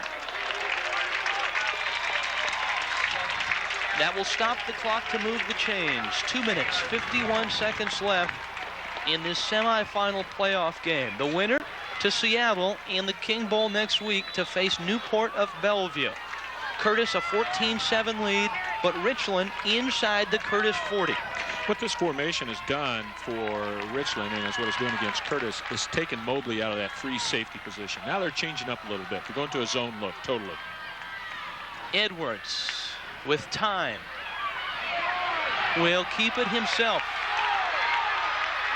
And he's down to the 30. Give the Curtis coaching staff credit on that. They saw what Richland was doing. They went to a zone concept. And again, Richland was trying to go to Phelps one-on-one, but they had two people over there. They bracketed it, as people call it. Clock continues to roll. It's down to 2:12. You almost get the feeling that Edwards is more comfortable when he's under pressure. When he has a lot of time, he seems to feel a little bit uncomfortable back there. Yeah, he certainly has more than two eyes as far as Mike and coach staff's concerned. Under 2 minutes left. Second down and 1. Edwards going for it all. No! John Duncan stumbled just as he got to the goal line. And you see Signer Mobley helping him up. It will be third down and 1 with 1:48 left. Yeah, I like the play here, and I really like what they did here. I don't know if the play action really fooled Curtis, but still I like it because you got the extra protection with the back. Edwards sets up in the pocket real well, throws a nice post to John Duncan here. Mobley, if he didn't get a hand on it, at least he interfered with the receiver. But it looks like almost catchable. Tough play, though. Third down, very short. Edwards, there's the quarterback sneak. This time it might have been stopped, but Edwards gets away. First down to the 21-yard line. How many escape routes does this guy have? He ought to go to Las Vegas and start an act right now. This is great athletic ability by Brian Edwards. And again, well played by Curtis, and they just didn't bring him down, though. And look at the desire by this young man, and he just catapults over this defender here for Curtis. First and 10 now at the Curtis 21. Edwards looking for Phelps, who drops it. That's a rare drop by Tobin Phelps. Big play here, or the big thing that Richland has to do is just stay away from the turnover. They got plenty of time here, and their offense can create things, and just stay away from the interception. And, of course, obviously hang on the ball, and they'll be in fine shape here. I think they got Curtis on the ropes here a little bit. 1 minute and 29 seconds left in this football game. 14-7. Curtis on top. Richland down to the Curtis 21-yard line. With all their timeouts left, faced with 2nd and 10. Edwards taking his time. Flags are down. To the end zone. Open is Duncan, and he can't get it. Edwards led him just a little too much, but flags are down at the 20-yard line. I saw the receiver talking to the sideline official here. I don't know if it was a formation problem or not, if they had enough men on the line of scrimmage. Illegal motion, and it'll cost Richland 5 yards. But really, that might be to Richland's benefit. If it's illegal motion, that's a penalty you can't decline, correct? Well, no, I believe what they've actually called here was... if it's a legal procedure, you can't decline it. Is that right? Nope, they can, I guess. Yes. Well, I think he gave the wrong signal. Really, I think what the call was that they did not have 7 men up on the line of scrimmage. All right. Rich. So you can decline that because had it been a legal procedure, it would have been an automatic 5 yards, and it would have still been 2nd down, yes, which would have been to Richland's benefit. Exactly. Now it's 3rd down and 10 from the Curtis 21-yard line. And they got Phelps out here again, one-on-one. Top of your screen. Mobley's away from him, so got a good scenario out here, Rich. Phelps, the big play man, top of your screen. Edwards looking for him. To the corner. Phelps can't make the catch, and it's 4th down and 10. Good coverage on that far side. Here we see on the replay here, this looked like an outstanding throw, and it was a post corner. And can't tell yet if he had his hands on it, the other young man. Well, the other man, it looks like he touched it a little bit there. Who was the defensive back? Terry Russell. Excellent play there. I know that Tobin's upset with himself, but it looked like the man got his hand on the ball there. Richland calls timeout with 1:17 left, trailing 14-7. And on 4th down and 10 now, Lonnie Pearson really has to reach down and find something. And obviously, Edwards has had men open on this series and throughout the day. He's had trouble hooking up with them. If you're Lonnie Pearson again, on 4th and 10, what do you diagram here? Well, again, you've got to go, I think, with Tobin Phelps and try to get him isolated one-on-one, try to maybe put 3 or 4 receivers on the other side, and try to get Mobley away from Phelps. I would go right back to something similar to what they did on the last play. Curtis sensing that they're 1 down away from a return to Seattle and the King Bowl. Richland fearing right now that they're 1 play away from the finale of 1990. 4th down and 10. Richland trailing 14-7 at the Curtis 21. Tobin Phelps, top of your screen. Edwards will roll that way. He'll throw. Incomplete. And Richland has turned it over on downs. Curtis has held, and now with 1:12 left, will try to run the clock out and take their ticket to Seattle. Richland went right back to the play they had run before, and as you see Brian Edwards walking off the field here, I know that young man, and maybe even some fans are going to dwell on that last throw. It wasn't a good throw by Brian's part, but what a phenomenal career and a great year for the Richland Bombers. They still got a minute to go here.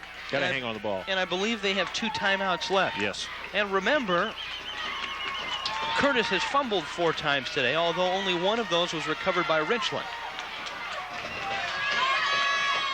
Jensen gives Mobley off right tackle. He'll hold on to the football and get a few yards.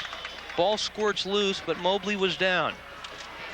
Clock continues to roll. 2nd down and 8. It's down to 58 seconds. And now Richland will call timeout. Bombers have 1 more left. Yeah, seeing that play right there, it brings to mind Juanita, who lost basically the state championship, I believe 3 years ago when Ingram won the state championship. They had the game won, and they handed off just like that, and Ingram picked up the fumble and ran it in and was able to win the ball game. And I was kind of surprised there. Curtis maybe didn't have a running back way back and then give it to the up back to prevent that type of thing from happening. Joe Pizarchik made that play famous against the Eagles back in the 70s. Sure did. And that coach, he's selling insurance today for sure. Well, for the Curtis Vikings, they will hope to continue their season next week in the Kingdome against Newport. And they're 58 seconds away from it. And right now for Richland, a long season filled with victories is about to come to an end with a defeat here in the semifinals. A reminder that you're watching the WIAA U.S. Bank football playoffs over KAYU-TV Fox 28 in Spokane, KCY-TV Fox 53 in Yakima, and KBW-TV Fox 66 in the Tri-Cities. Any rebroadcast of this telecast without the express written permission of the WIAA or these Fox stations is strictly prohibited. The WIAA welcomes U.S. Bank as the corporate sponsor for all WIAA activities. Rich Waltz along with Craig Beverland here at Frank Rish Stadium in Richland. And keeping it is Jensen. He'll be stopped back at the 14-yard line. Richland will use the timeout. Now it's 3rd down and probably about 15. Richland cannot stop the clock again. 52 seconds left. It looks like Richland will touch the football on offense again. Whether they get it with enough time to do anything or in field position to strike, you'll have to wait and see. Well, you have 25 seconds here, and of course with the timeout, the clock's not going to start until the snap of the ball here. And I like what Curtis just did there. I think they had some thoughts there of maybe a fumble and losing the game because of what just happened to Mobley on that first play here. So they lined up in an ace formation and had quarterback scramble and had Mobley back there as extra insurance. So Curtis will run it down here, and then if they were out in the middle of the field, they'd probably take the 5-yard delay to run all 25 seconds off the clock. But they're not in the position, if they lose some yardage on this play, and they might if Jensen just goes back and falls down, they're not in a position to take that delay because you don't want to have to punt from the very back of your end zone. Then you're in a situation where maybe you think about taking a safety and then kicking off from your 20. Yeah, and I think the safety, I don't know if the Curtis coaches have talked about it, but I think that'd be a really good strategy possibly on their part. The only way possible, I think, for Curtis to lose or at least get tied in this game maybe would be a block punt. Jensen gives it to Smith, and rather than lose the yardage with Jensen, they'll let Smith carry it up on 3rd down, make it 4th down, waiting for this reset of the football, and then they'll start that play clock. The game clock is down to 40 seconds, and they have started the play clock.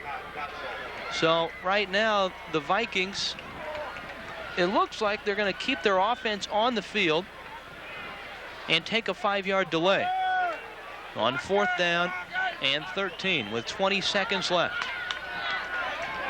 I doubt seriously if Curtis is going to run the football, and they're not. They'll wait, take the 5 yards, and the punt team probably will come on now.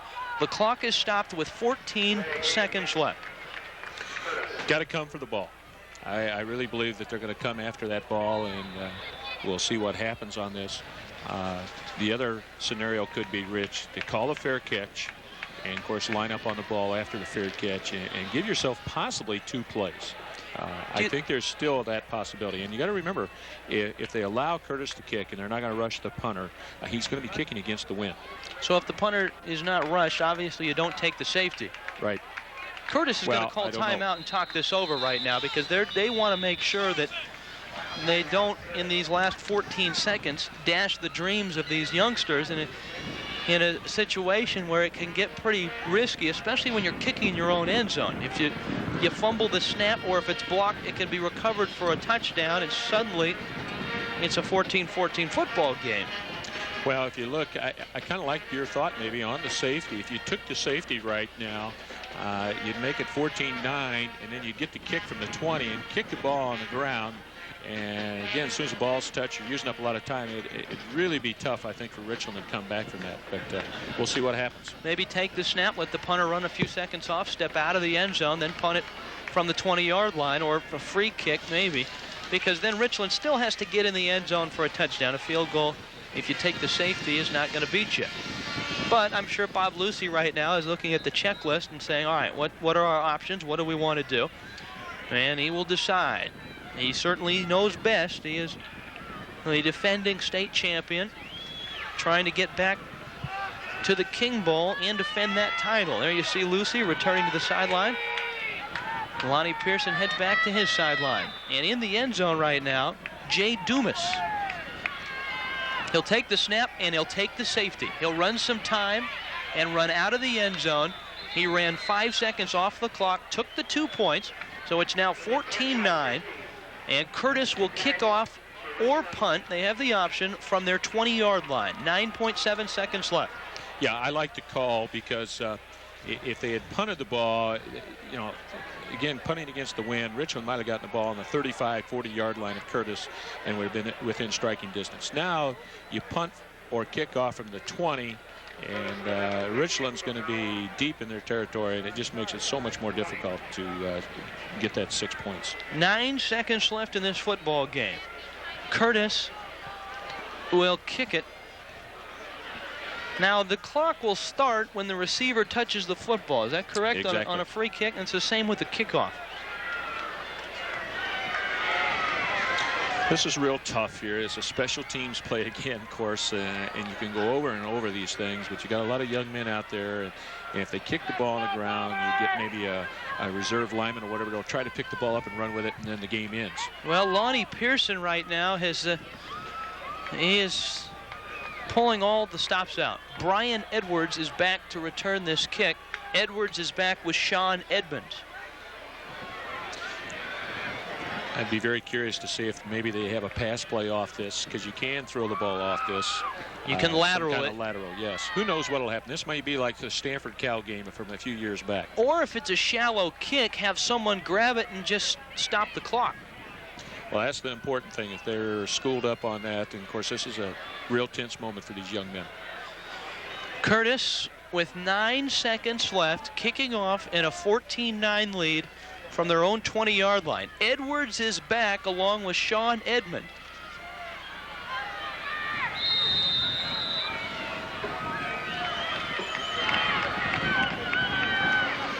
Curtis will kick it to Edmonds. Fumbles the football. He's got to get out of bounds. He does with 5 seconds left in this football game. I don't think Brian Edwards can throw the football 60 yards, although he does have the wind in his back a little bit. Well, this is a really difficult play when you consider that Signor Mobley's going to be back there about 40 yards and can probably outrun anybody in this field. So a real impossible feat almost, but Brian Edwards has done a lot of miraculous things for Richland. And remember, in high school football, as in college football these last 2 years, pass interference is no longer a point of foul penalty. It's a 15-yard penalty. So if there's interference down at the 10, it doesn't go down at the 10. It's just 15 yards from the line of scrimmage. Last play of the football game, Curtis, a 14-9 lead. Richland at their own 38. Edwards in trouble. And he sacks. It's over. Curtis wins it. The Curtis Vikings are going back to the King Bowl. And they will meet the Newport Knights to decide the AAA championship of the state of Washington. A very happy bunch of Vikings. They overcame a lot of odds and beat the Richland Bombers. A great season coming to a close for the Bombers, and the Vikings will continue one more week. Post-game show coming up. The Vikings are in the state championship.